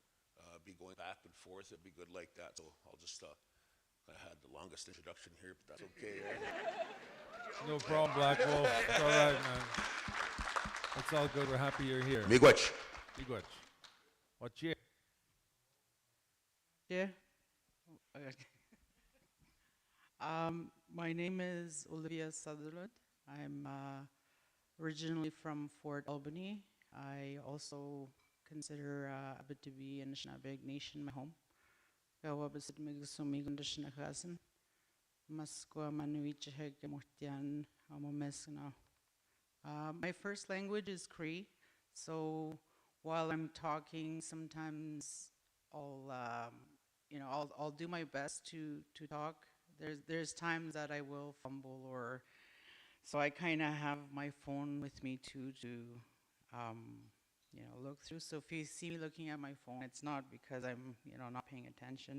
Um, I'm a mother to 4 children. I'm a grandmother to 1. My grandson I have with me full time. His parents are struggling with addiction today. I'm here today because but I was lost in addiction for 17 years. I want to start, telling my story to help my people. I feel like since I've started this road to recovery, I feel like this is my calling. I'm more of a person that likes to speak to somebody one-on-one or in a smaller group. So that's how I've been doing mine, very like quietly behind the scenes. Um, so I started my road to recovery in March of 2021. I stopped using hard drugs, opioids. It took a while to get to that point. I tried stopping many times. I hit my rock bottom many times as well. It was my mother that approached me, letting me know that what I was putting my daughter through when I was smoking drugs, I was, nodding off, and she was, scared for me. So that's what opened my eyes, and that's why I started that. What helped me is I needed a stepping stone to get to, like stopping the drugs and then getting to where I wanted to go. And what I was on methadone program. So, I needed that as like I said, as a stepping stone to help me prepare my journey to, rediscover my spirituality and to start my healing. Awesome. Thanks, Olivia. I love the fact that your first language is Cree, and you were saying that you may have to look at your notes for English purposes. I'd love to be in that position too. I think all of us would be. We'd love to say that our English is our second language, so that's pretty ace. So I just want to let you know that's awesome. And the fact that you're taking a massive step right now to say, yeah, I normally do this 1-to-1, but now it's 1-to-300. I think that's pretty awesome. So yeah, let's give it up one more time for the panel, everybody. Come on, let's roll. Panelists, first of all, oh my goodness, I'm feeling as if that we could probably do this for 3 days and just tell stories and really kind of make this meaningful. But we have until lunch, so we're going to make best of the time that we have, and the time will always be too short when you think about it. But we're going to just jump right in, panelists. And I would like to know, and I believe we'd all like to know, where are you coming from in terms of your journey, in terms of your story? Can you kind of paint a little bit of a picture and tell us where you're coming from to where you are now? Whoever wants to go first. There's no order. Big Thunder. I have a picture that I'd like to put up. It's a photo that just before I went to treatment in December of '04. This is the treatment center that I went, just before I went to a treatment center. I was 145 pounds at that time. I was heavily addicted to crack cocaine. I was living on the streets, living in a bad way. I was robbing people, I was stealing stuff. I'm going to begin a little bit from the beginning of my journey. I grew up on Mississauga's Credit First Nations, Six Nations Reservation. I grew up in a pretty traditional household. My grandparents had taught me a lot, but I also seen addictions due to the fact that my mother passed away when I was very young. I was 6 years old when my mother passed, and my father really struggled with addictions, and he didn't know how to take care of us, didn't know how to raise us, didn't know how to raise me or my sisters. So my grandfather and my grandmother both stepped in, and they took me into the household. So I was raised with the culture, I was raised with the teachings, I was raised around all that kind of stuff. And myself, I was going to ceremony, I was attending different ceremonies when I was young. About 12, 13, my grandfather actually gave me my first pipe. And I was carrying it, and I was expecting things to come just like that, like a snap of a finger, being able to do certain things and all that. I got very impatient, and I put my bundle away. I put everything away, my drums, my pipe, my feathers, everything. I put it all away. And then after that, I slipped into a lot of mental health and addictions. I started drinking first. Then I got introduced to cocaine, and that took me down a road where I was in and out of institutions, in and out of jails.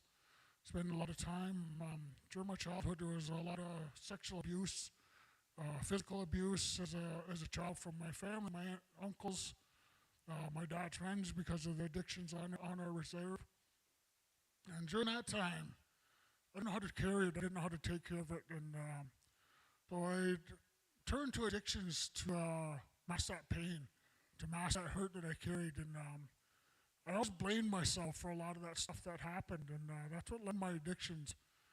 When I was 17 years old, I got charged with some pretty serious charges. I got charged with aggravated assault causing bodily harm, carry stored with a firearm. There was about 62 charges at that time. And as a youth still, because of my record, they actually I got charged as an adult. So my first ever adult, I got sent down. I ended up sitting for a year and a half doing dead time, and I got 4.5 years on top of that. And during that time, I was in the institutions. I was introduced to crack cocaine, as it was an easier and it was a cheaper drug that they could find down there. It was easier to bring in. So during that time, I got introduced to the crack, and when I got released in '98, I made the decision to go to Toronto because I figured there's nothing for me on my res. There's no programming, nothing there for me. So I went down. I went to Toronto. So I got to Toronto, got introduced to some of the dealers, ended up sleeping on the streets, heavy addictions.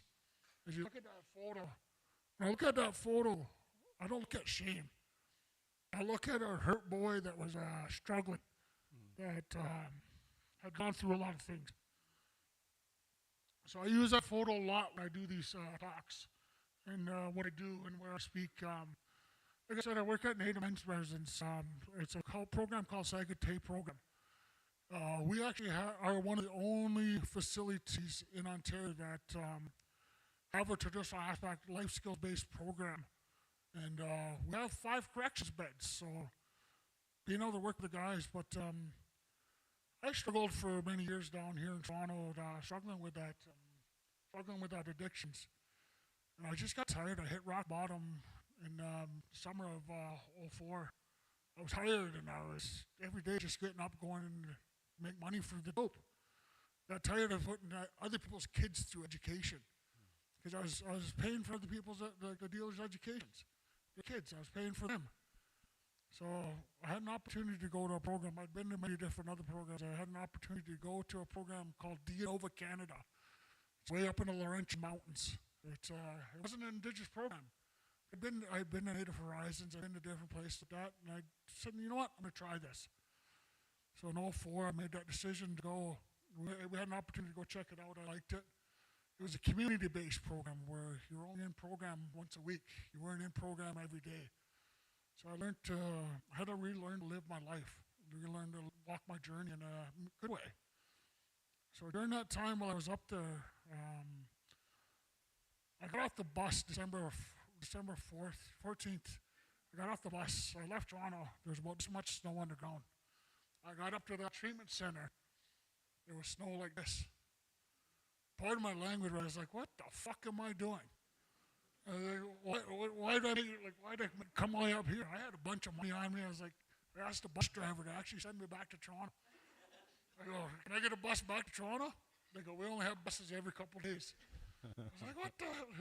I'm sitting there and I'm trying to figure it out. So I called my grandfather. He told me just give it a chance, give it an opportunity. And I'm a father. I'm a grandfather now. My daughter, she was very young at the time. So I said, you know what? I'm going to give it an opportunity for my daughter. Because I wasn't part of my daughter's life because of the institutions and the addictions. So during that time, I said, you know what? I'll give it 6 months. And after about a month and a half of being there, I was sleeping. I got woken up by some of my clan mothers from the ongoing territories, the Six Nations. They asked me if I was ready to come back to my ways, come back to my teachings. And I sat there the next day, and I sat and looked at it, and I reassessed that vision at that time. So during that time, I called my grandfather, and he goes, so they came to visit you. He goes, are you ready for your bundle again? So my grandfather drove the 12 hours up to Namaning, Quebec, middle of the winter, drove my bundle up to me. And he was able to spend a couple days with me up there because they had a chalet. He was able to spend that time, and he did ceremony with me. He did some of that stuff that I needed, and I took my plugin back, and I took my drums back, took my feathers, and I start honoring them again. And that's one of the biggest things that has kept me focused on my sobriety is the culture, learning more from different teachers all across Canada. I get to travel a lot to ceremonies and attend ceremonies and be part of ceremonies. I've been given the lodge. I'm a sweat conductor. I'm a pipe carrier. I actually smoked my pipe this morning before I came over.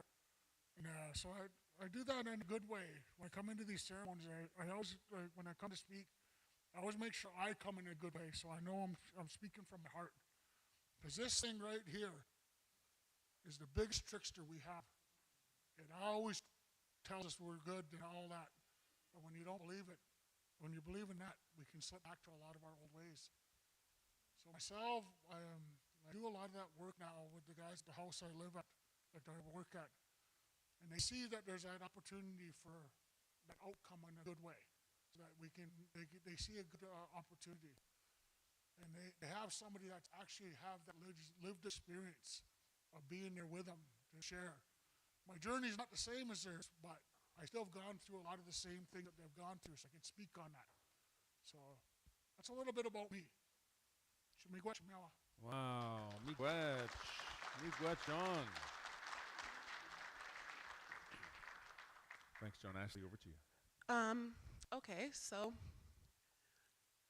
I grew up without culture. My grandpa was disenfranchised, like all of the intergenerational traumas and genocidal things that could happen to an indigenous family happened to us.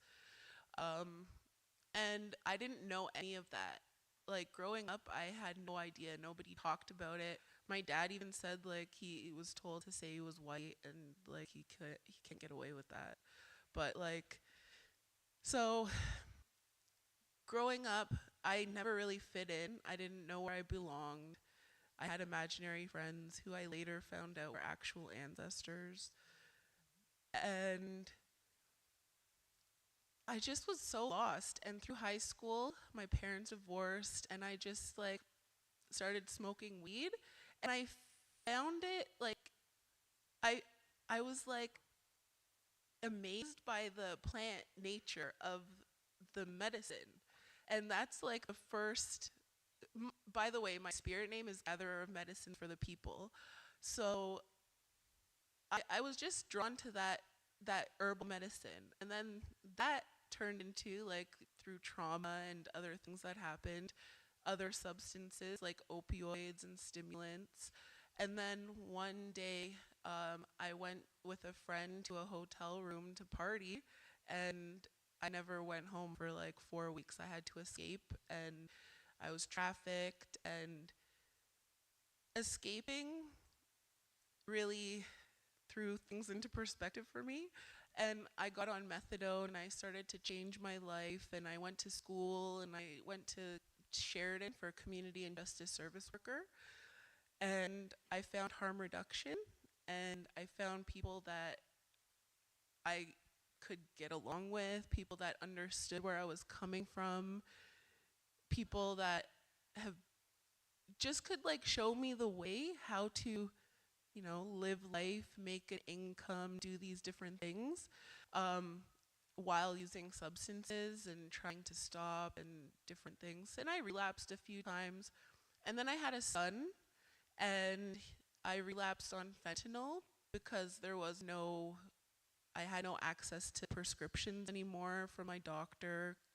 I had no access to heroin that I was once used to. It was only fentanyl. And so I was stuck on fentanyl for a while because my tolerance was just so high that I nothing would help me get unsick, even methadone. So eventually I got on safer supply, but in that transition, my son actually overdosed on fentanyl. Um, One night when his dad and I got in an argument, he left, I fell asleep, and I woke up and I had to do CPR on my son. And he's good now, where he got taken. He went to go live with my dad, and through that time, I really started a healing journey. I got my spirit names. I did some ceremonies, but the one thing is like my friend over here, I was stuck in a place where there was no ceremony. Like I had to go to Toronto for this, Peel for this, Six Nations for that. This, like, I was just in different areas trying to find culture wherever I could. And I still don't have a place. I still don't have elders around me, like maybe through work and stuff, but there's not a place for us if we're not on the res a lot of times. And right now it's really scary because the work I do is in harm reduction, and they really are pulling back on all of those policies, and it's really impacting the urban indigenous population. And I think we're going to see a lot of our community members suffering and struggling and if not dying. So I think, yeah, I just wanted to say that. But yeah, so through my harm reduction journey, I found healing, sobriety through safe supply. Although I'm on opiates, I'm on Dilaudid and morphine and methadone, I'm still able to function. I have my son back for the last year and a half. My probation is over as of Friday. Right on.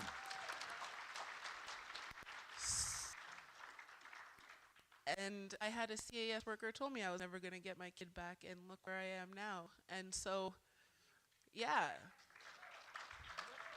Right on.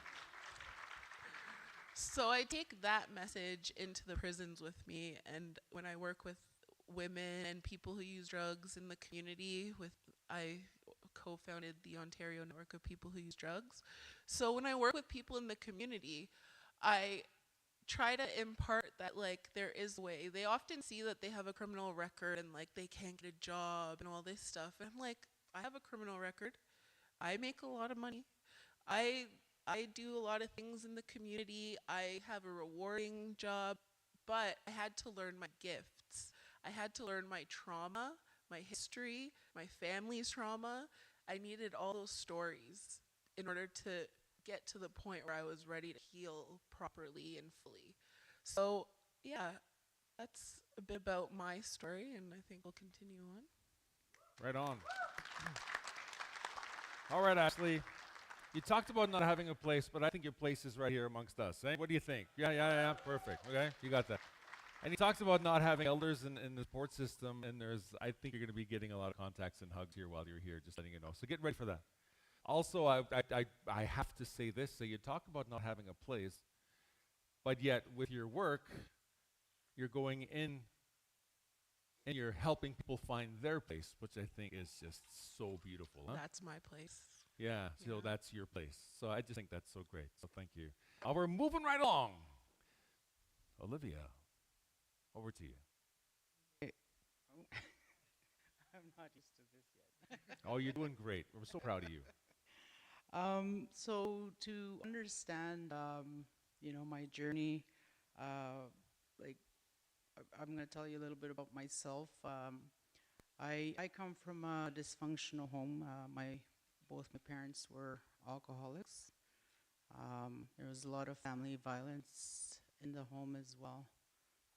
My parents both attended St. Anne's Residential School in Fort Albany. So, there's a lot of trauma that they carry that was passed down to us as well. And with Fort Albany, it's a remote community, so it's like when we were growing up, it was very limited resources or anything for that matter. Um, I was also sexually abused by my father when I was about 11, 12 years old. I was also molested by a person that was in my life at that time, so both of these events were happening like simultaneously.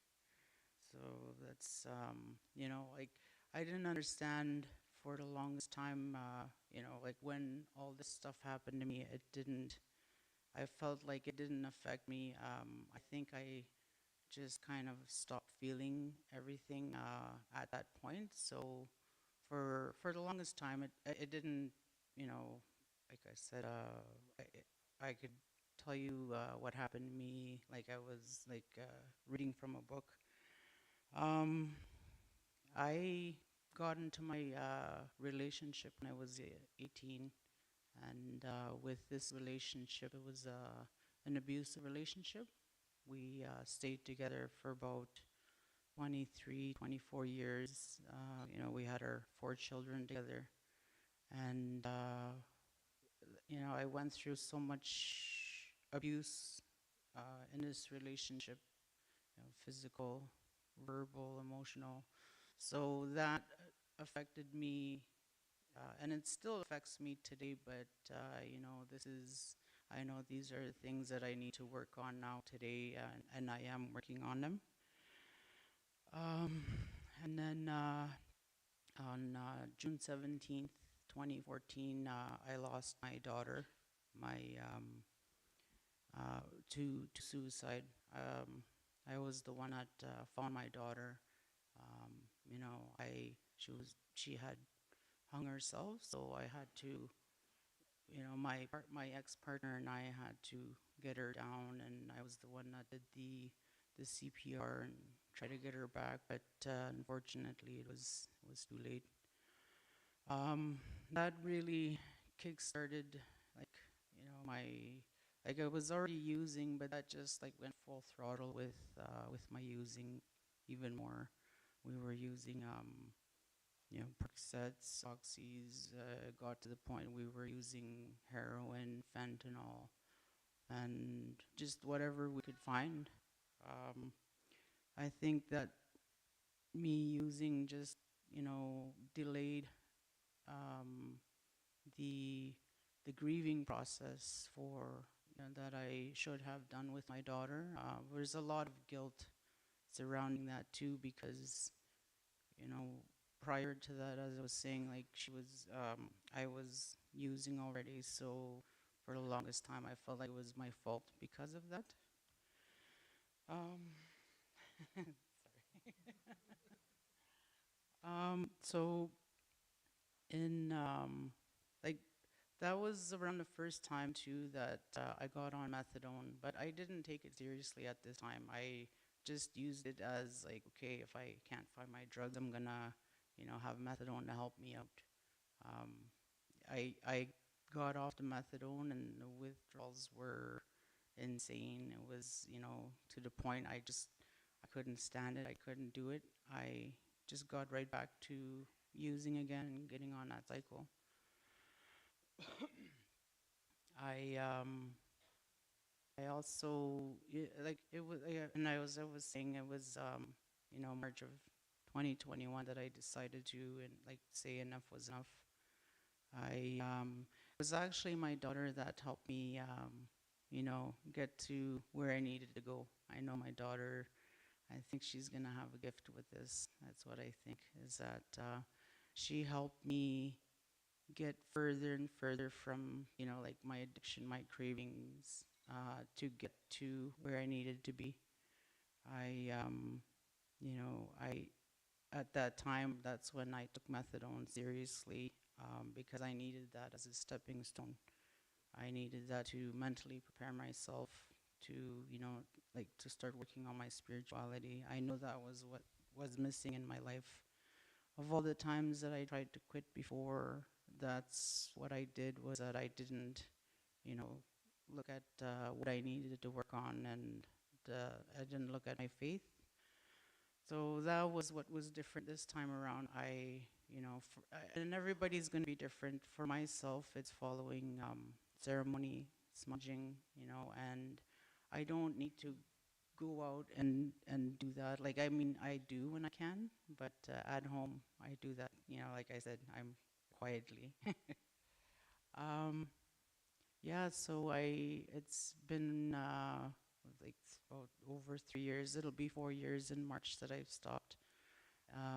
And it'll be May 9th for the methadone that I was finally off the program. It does work when you know, you're serious about it and you want to stop. So during my time, like with recovery, I have my siblings that are also struggling with addiction. I lost my sister last year to overdose. May 5 will be 1 year. Again, I was the one that, you know, I found her. I was the one that tried to do the CPR and tried to get her back. So uh, when I think back on that one, you know, my mom tried coming in the room where I was working on my sister, and you know, I yelled at her though to get out, because I didn't want her to see her daughter that way, and I didn't want her to carry that, because I knew it was going to be mine to carry. But I know, like, this time around, you know, practicing like my faith and going to counseling and doing the things that I need to do, that I'm going to do it properly this time. So, yeah, wish. Wow. Olivia, thank you so much. And I have a big time love for Pita in Saskatchewan as well. And the reason why I do is the river. And my late grandmother was born on Albany River. She's a Stevens. And whenever I'm in your community, I always go to the river to visit my grandmother. And whenever I go down to the river, she always comes to me in different ways. And I can't help but think about the water. And when you speak, I can't help but think about that river and the strength that's there and the beauty that's there. I know your community, I know the Stevens family, and you're taking a massive leap, like you said, and they'd be really proud. I just want to say that. So, miigwech. Black Wolf, over to you. Am I on here? You're good. A little bit loud there. So I realized when I was doing my introduction, I only introduced myself as my spirit name, Binese Kapitwe Tong. But my English name, I also have a traditional English name. It's Makade Maingan, Black Wolf, Heart.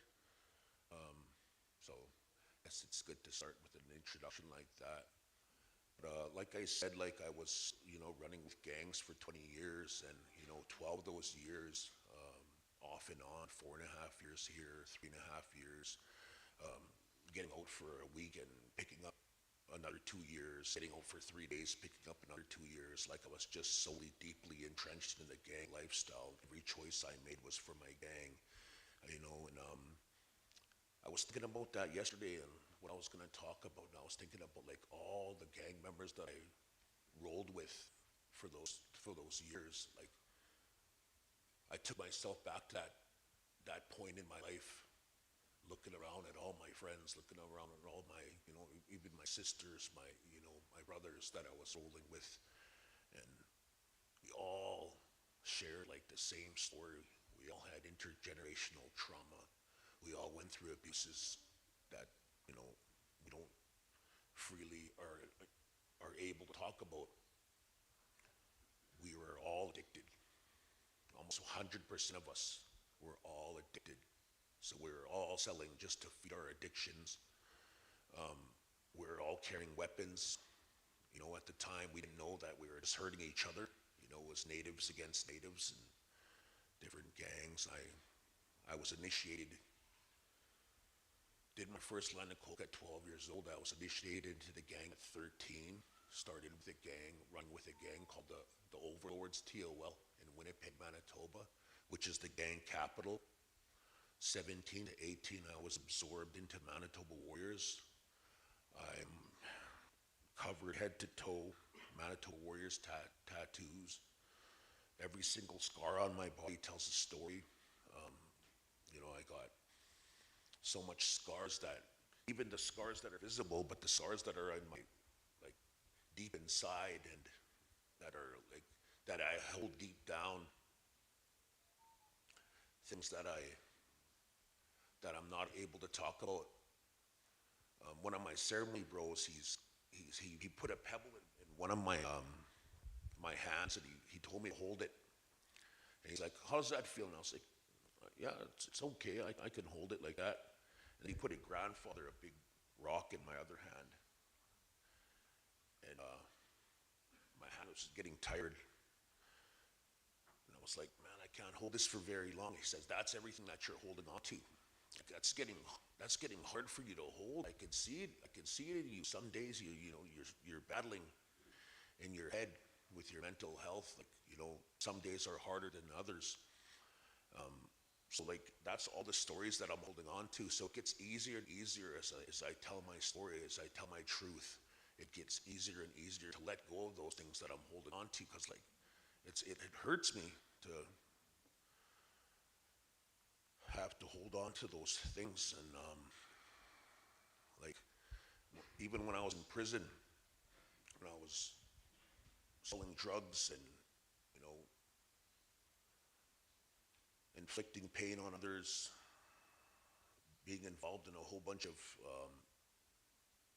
investigations inside behind those walls, being charged and being maxed out for doing throwovers in the institution. Took me to Edmonton Max, Mission Institution, Sask Pen, Stony Mountain, like all these prisons and all these provincial and federal corrections that I went into.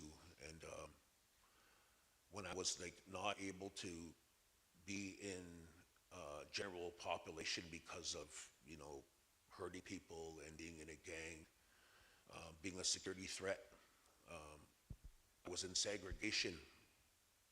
And the longest I was in segregation, 23.5-hour lockdowns, 168 days. The walls were closing in on me. I was talking to myself. We refused outside communication, phone calls, showers, bedding.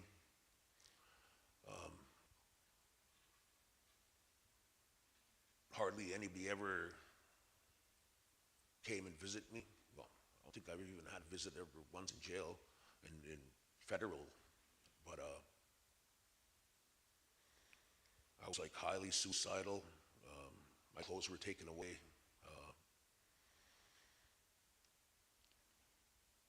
I was talking to myself and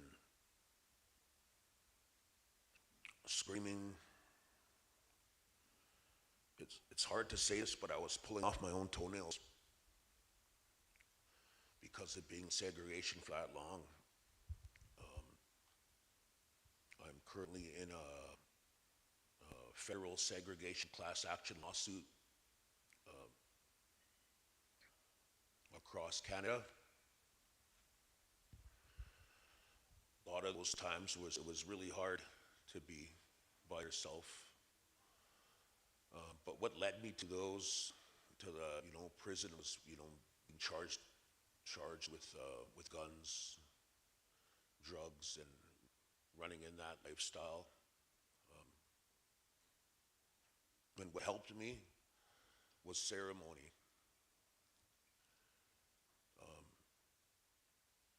Today, I have no court dates, no pending charges, no parole, no probation, and I'm proud of that I'm not involved in the justice system anymore.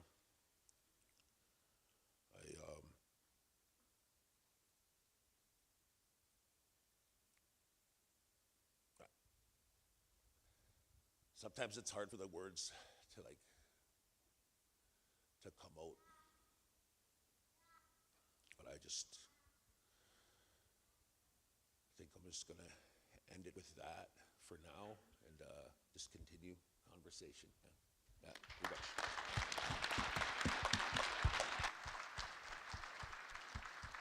Wow. I feel so privileged to be on this stage with you all. I feel so privileged to be here.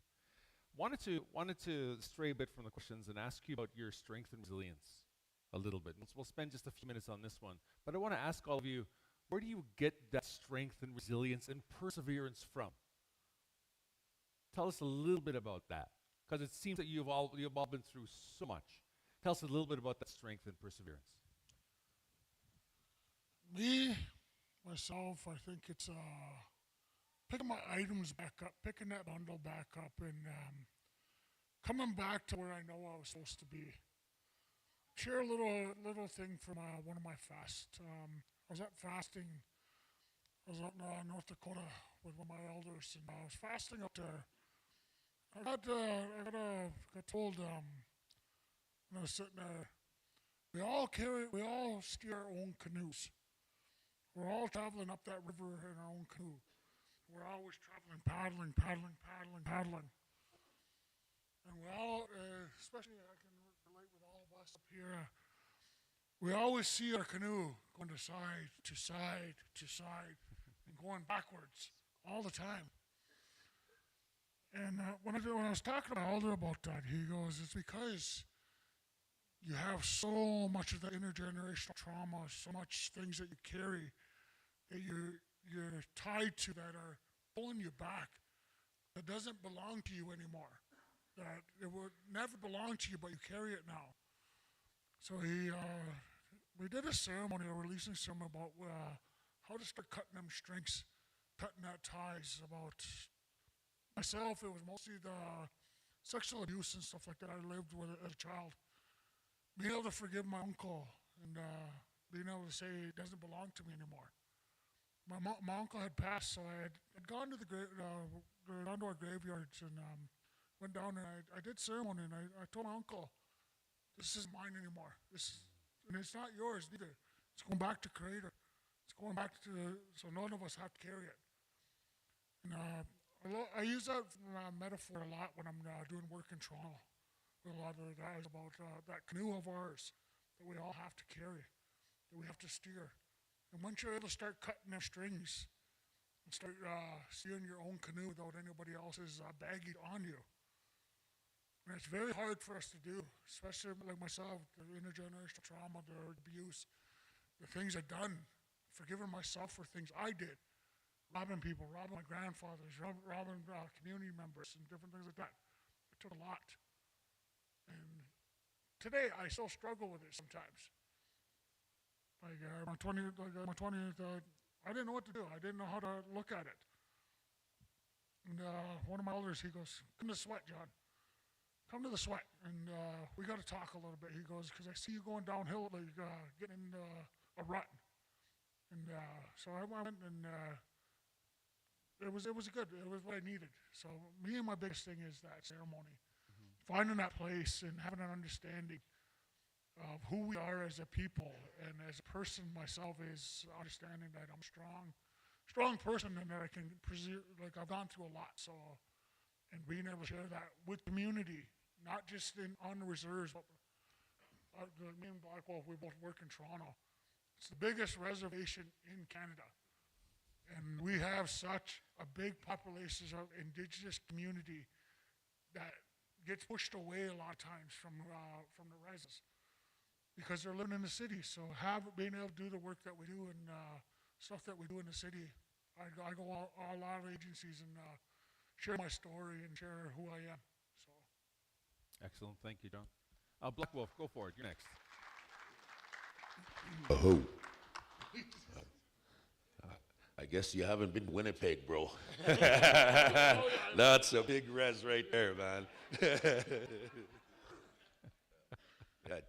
Yeah, me and John been in contact with, because he's been in NAMI res and I'm with the organization Aboriginal Legal Services and the Sharing Our Stories program. So we're going to be working together. We've been, it's good. Like 2 heads are better than one, right? So we actually have one of your guys over there at our program.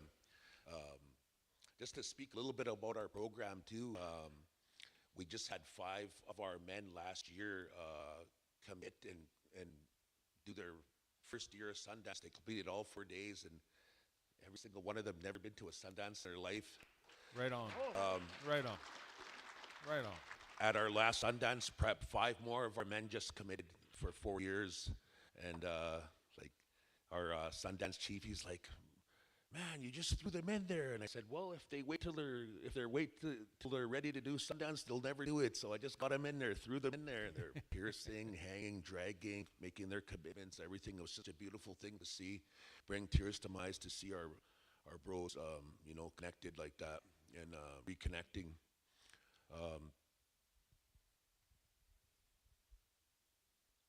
What helped me and what's helping our men, like living proof, is Sundance, ceremonies, sweat lodges, naming ceremonies, making these, drums, making rattles, ribbon skirts. We're even making ribbon skirts, and that's what helped me is being connected to that tree, picking up our ceremonial items, smoking my pipe daily. That's what helped me. Like, some days, I'm not saying everything that I have everything figured out. Some days are harder than others, but just being able to pray. And Ashley, if I could give you advice, I don't know if you want to take advice from me. Just kidding. But like, even just smudging at your house, that's a ceremony in itself, and like me, I'm always talking to myself, probably like out loud. Like, and it's a prayer in itself. If I'm praying and the only thing I can do is cry, that's connecting to the Creator. And that way, that's the emotion that we need to go through. So that's what helped me was prayer, singing, and being able to open up this conference. It's such a good feeling to be able to have those songs and carry that drum. Um, so that's what helped me in my life. Like I'm on my 22nd year. Like I think I'm young still, but I'm on my 22nd year of sundancing. Um, and it feels so good to walk on the land and being out there with nature and you know praying to that Sundance tree. It's such a great connection, um, and I will pass it on from there. Miigwech. Right on. Black Wolf. Ashley, over to you. Strength and perseverance and resilience. Where's it coming from? Oh, I don't know. Sometimes I don't know where it comes from. um, my ancestor that came to me as a child came to me when I was an adult and I lost my son. So maybe that's where it is.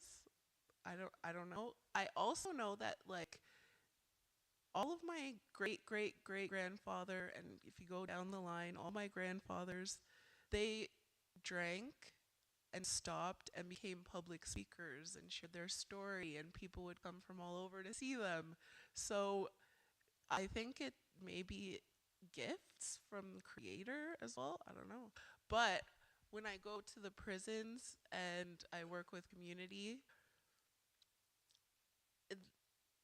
I have a coworker and she's like, I didn't know what to expect. I didn't know if like they were gonna be so scary or so like hardened and like be like not be nice to me. And then we went there and everyone was so loving, so caring, was so helpful, was making us part of the ceremonies. And it just the energy that people with lived experience have and those gifts that are unacknowledged by the rest of society. I think those things give me strength and resilience, and that's what keeps me going. That and my little boy. Right on. Yeah. Right on. Olivia, strength, perseverance, your resilience. Where is Okay, that I'm coming gonna from? wait for that this time because every time I try to talk, it starts kind of. For me, I think it's my family, it's my children, my grandson, and a big part of that, as I was saying, ceremony and land connection. That's especially like if like the people in the coastal communities, like the land connection is a big part. I'm, like through ceremony and as well through like hunting, gathering. I um, I went for a fasting ceremony actually last summer, and that's where everything kind of like I don't know kick-started just my healing even more. Like I've since doing that, I've just been feeling like a spiritual awakening, I guess is what you can, and just I just feel love for everyone, everything, all the time, and this is what I wanna help my people with, like to like that they can get there. I know everybody's gonna have their own unique journey, a unique way to get there. So I think just doing that and yeah, that's what I can think of. Miigwech, miigwech, miigwech. Yeah, yeah, please, please.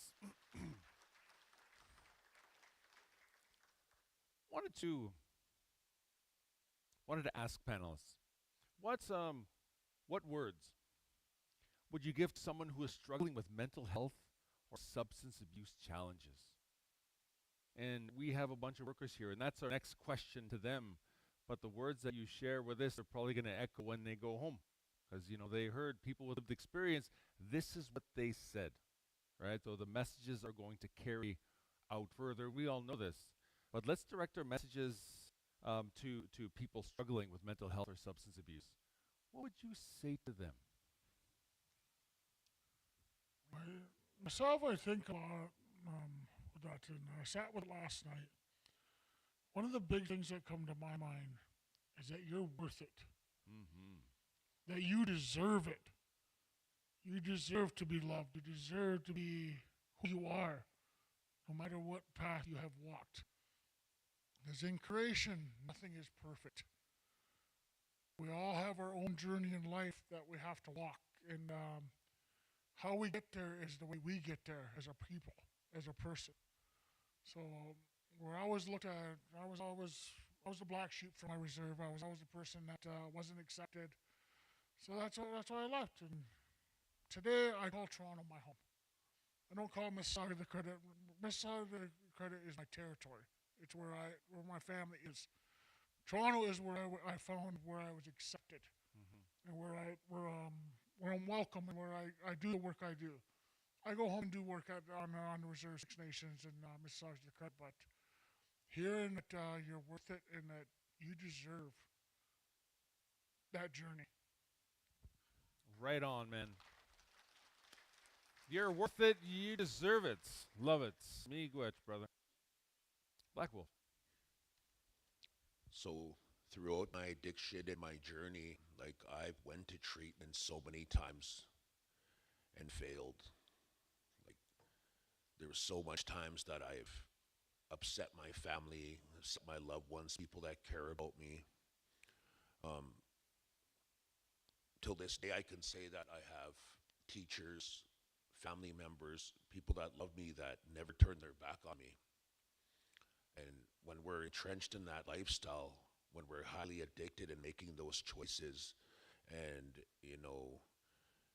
everybody around you can see you're deteriorating, and when you're trying to keep it a secret, because we tend to think we can get away with that, even though we're losing weight, talking to ourselves and staying up for days, and you can just see it. Everything around you, everything that you're doing, every choice is through your addiction.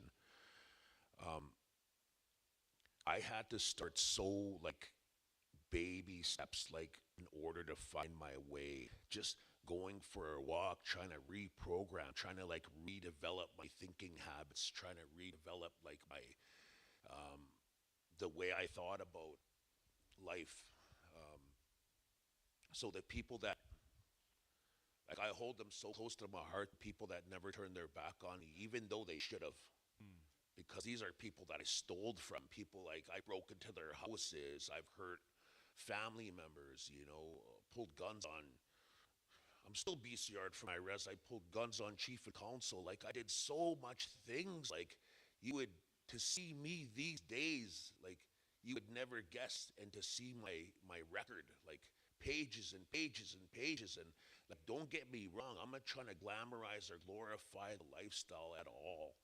The things that I did, I'm still paying for them till this day. So just I just have to just keep going, and even still take, I went to, so many AA meetings, went to ceremonies, went to CA meetings, totally changed my crowd, got reconnected, everything like that. I was brought up by traditional parents, my dad was an indigenous activist. My mother, was in residential school. She was Zunge Noske Benize Gwe, and she told her story, her truth in a movie called We Were Children. And that was about her life in residential school. My mom, Lina Hart, she spent 10 years in the Guy Hill residential school, and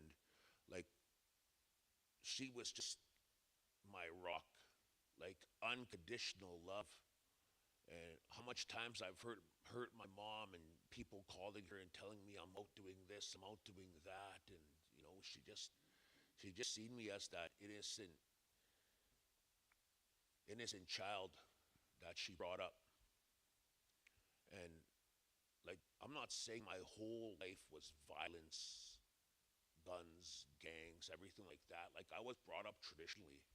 I was brought up in ceremony and Sundance, and without Sundance, without ceremony, I would have been dead so many times. And even being suicidal, trying to take my own life, it's hard to say that, but it's things that I need to say because it's things that I've been through. Don't turn your back on your relatives. We need you. We struggle. Oh, I'm going to try to hold it together. It's so easy to turn your back on us. Sometimes it's easier, right? To turn your back. I'm going to have to hold it. I'm going to hold it together here. Yeah. I'll pass it on to Black Wolf.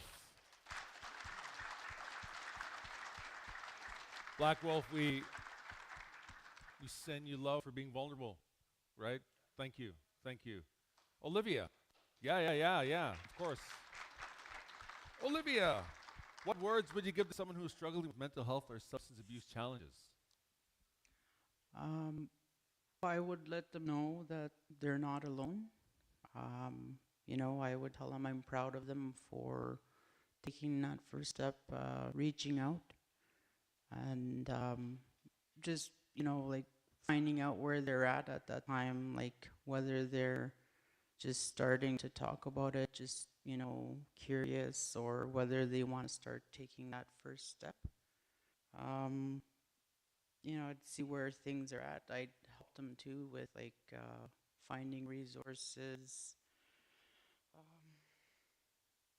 yeah, and like I said, if they're ready, even speaking to them about where they're at, whether like where their faith is at, because I know with a lot of people it's different. Like I know a lot of, like, for myself, it's ceremonies. With my faith. Some people might have different faiths, so just going that way and seeing, what they need.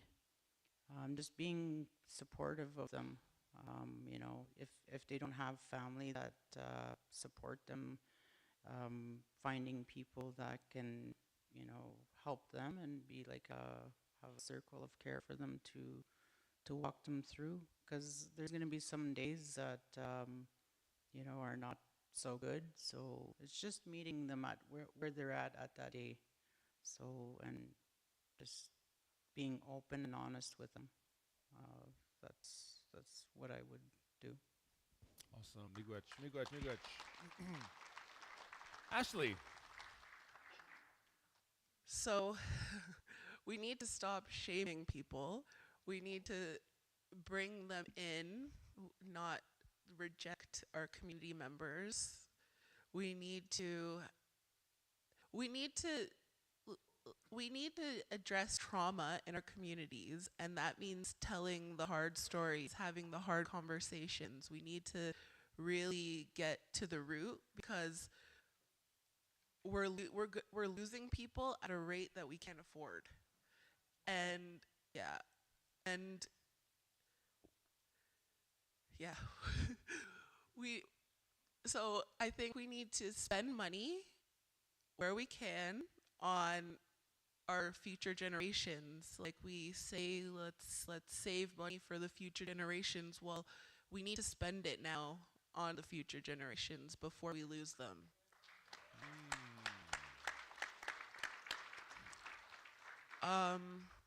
And then you asked about workers, like what should workers say? In my opinion, we should be the workers. We should be the ones working with them, because we know what to say. And like there's when I go into the prisons, they say, "Oh, well, I've had this workshop before," and then I give it and I share my experience and my story and my history and the history of our people, and like how colonization and intergenerational trauma and all of these policies are put in place to destroy our communities, to have us in this situation. So when I can show them the systems, the structures, and empower them with like financial literacy, healthy relationship information, just like how to get through the shitstorm, they just take to it better. You should see the evaluations we get. Like they appreciate so much just hearing that there's hope from someone else who is where they are or has been where they are.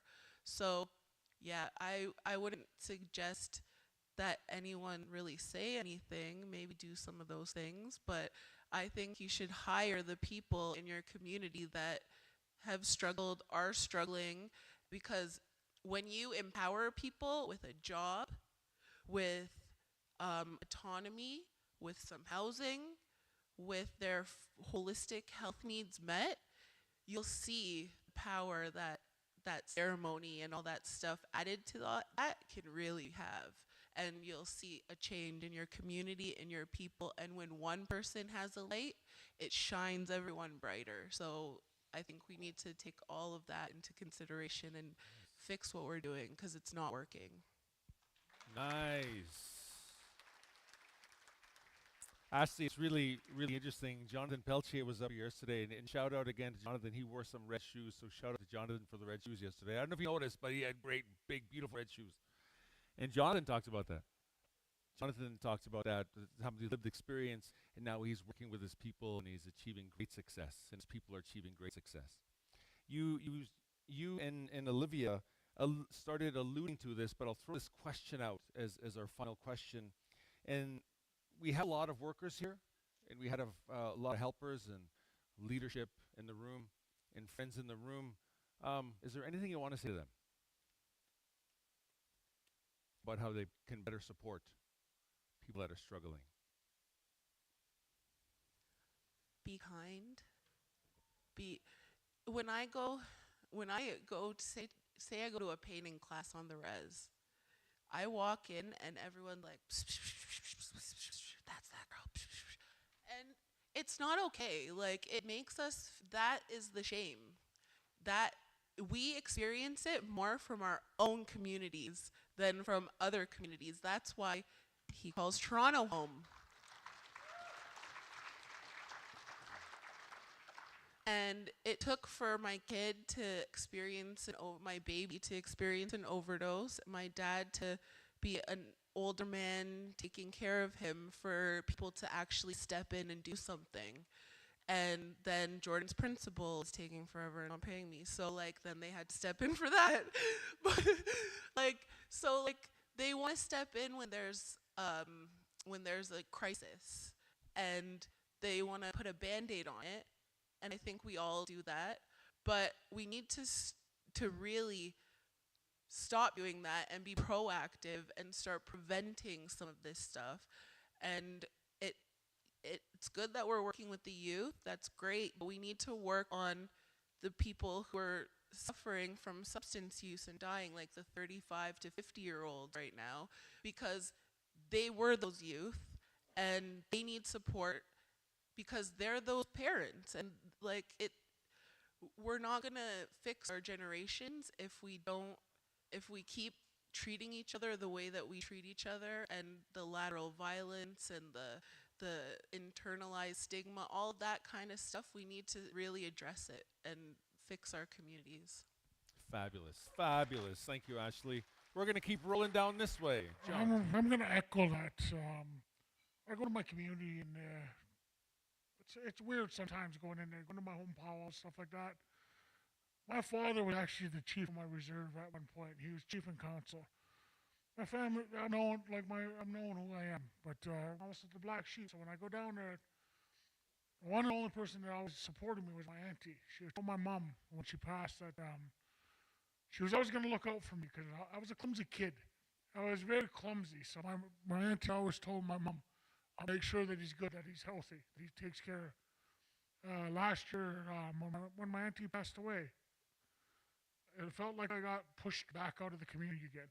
So echo a lot of that, and like she was saying, utilize the resources we have. As members that are sitting up here, we're just not talking shit. We're not talking from a book. We're not reading it. We have lived it. We've been there. Wow. And having that and having them resources coming from your communities is very empowering, because you can tap resources instead of bringing them juggernauts in, bringing them organizations in that think they know what we need as Anishinaabe Ongahone people. They come in and they say, oh, this is what we think you need. This is what you need. No, just on them, bring your community members in that have that experience, that can give lived experience and bring them communities and make sure them youth have a safe and healthy community where we can go back to the way we used to, where our communities raised our kids, so kids can run and be safe. Wow. Wow, man.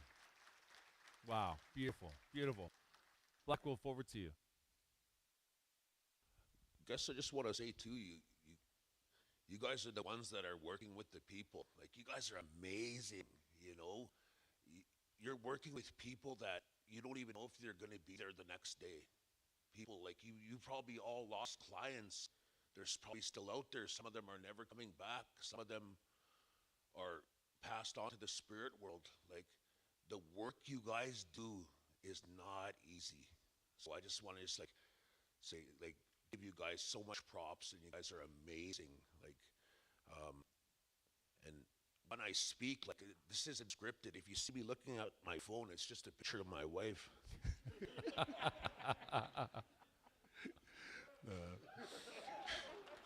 That's a good man right there. I want to say too, like, she's like the people that are in my life too, people that I hold close to me, like they help me every day, and you know, you people need supports also for the work that you do. You know, um, support from your community, support from the people that you're working with. Um, it's yeah, it's so amazing to be able to be a part of this conference, and you know, see all the ones that are like boots on the ground, people that are working, you know, working in the communities, and um, it's just amazing, just really amazing to be a part of this, and I feel it, I feel really good today. Yeah. Awesome. Olivia. I would say, like, be kind, compassionate. Don't judge. Be there for them. Listen. Talk to people where they're at in their life. Don't push your own agenda on them, or an agenda where it worked for one person and it's not working for the other. Like, just meet them where they're at in their journey in their life. Learn about the resources in your communities, what you can offer to people. And the thing too is make sure that you take care of yourself. Self-care is important when you're working with people that are struggling with mental health addiction. You got to make sure to take care of you too, because you can't really take care of anybody if you're not gonna, take care of yourself. Um, and like I said, just, be a support, but make sure that you do have boundaries as well, and yeah, just that's what I have. So, Chris. Awesome. Panelists, one quick thing here before we end. We did amazing up here. You're all just so beautiful, wonderful. My dad, one time I asked him a question about our culture and our people. And then he was saying that some things we just can't explain. But we just need to really embrace its beauty and its wonder. And we're seeing that today here on this panel. Lots of beauty and lots of wonder.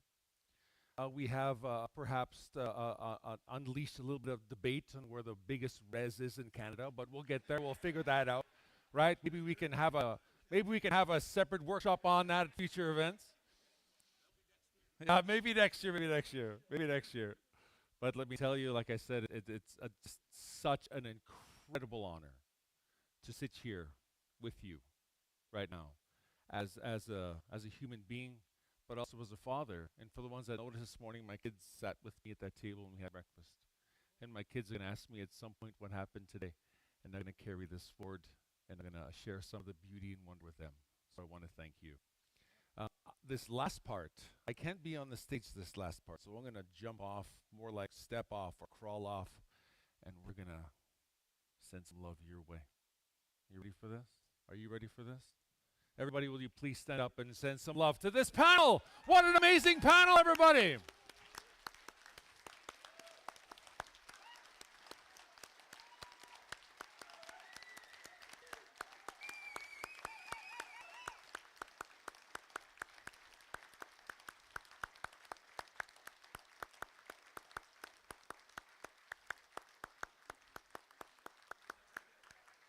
I see Sasha here, which is fun. Terry has a gift for you. We got some gifties.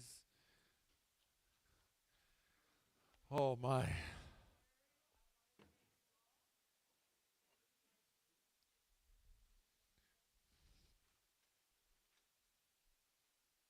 Thank you very much, everybody. That concludes our morning program. Lunch is served. We'll see everybody in your workshops at 1 o'clock. If you have any questions, the booths are over there. You can ask Yusuf Monterrey about where to go. We will see everybody soon. Miigwech. Next we're moving on. It was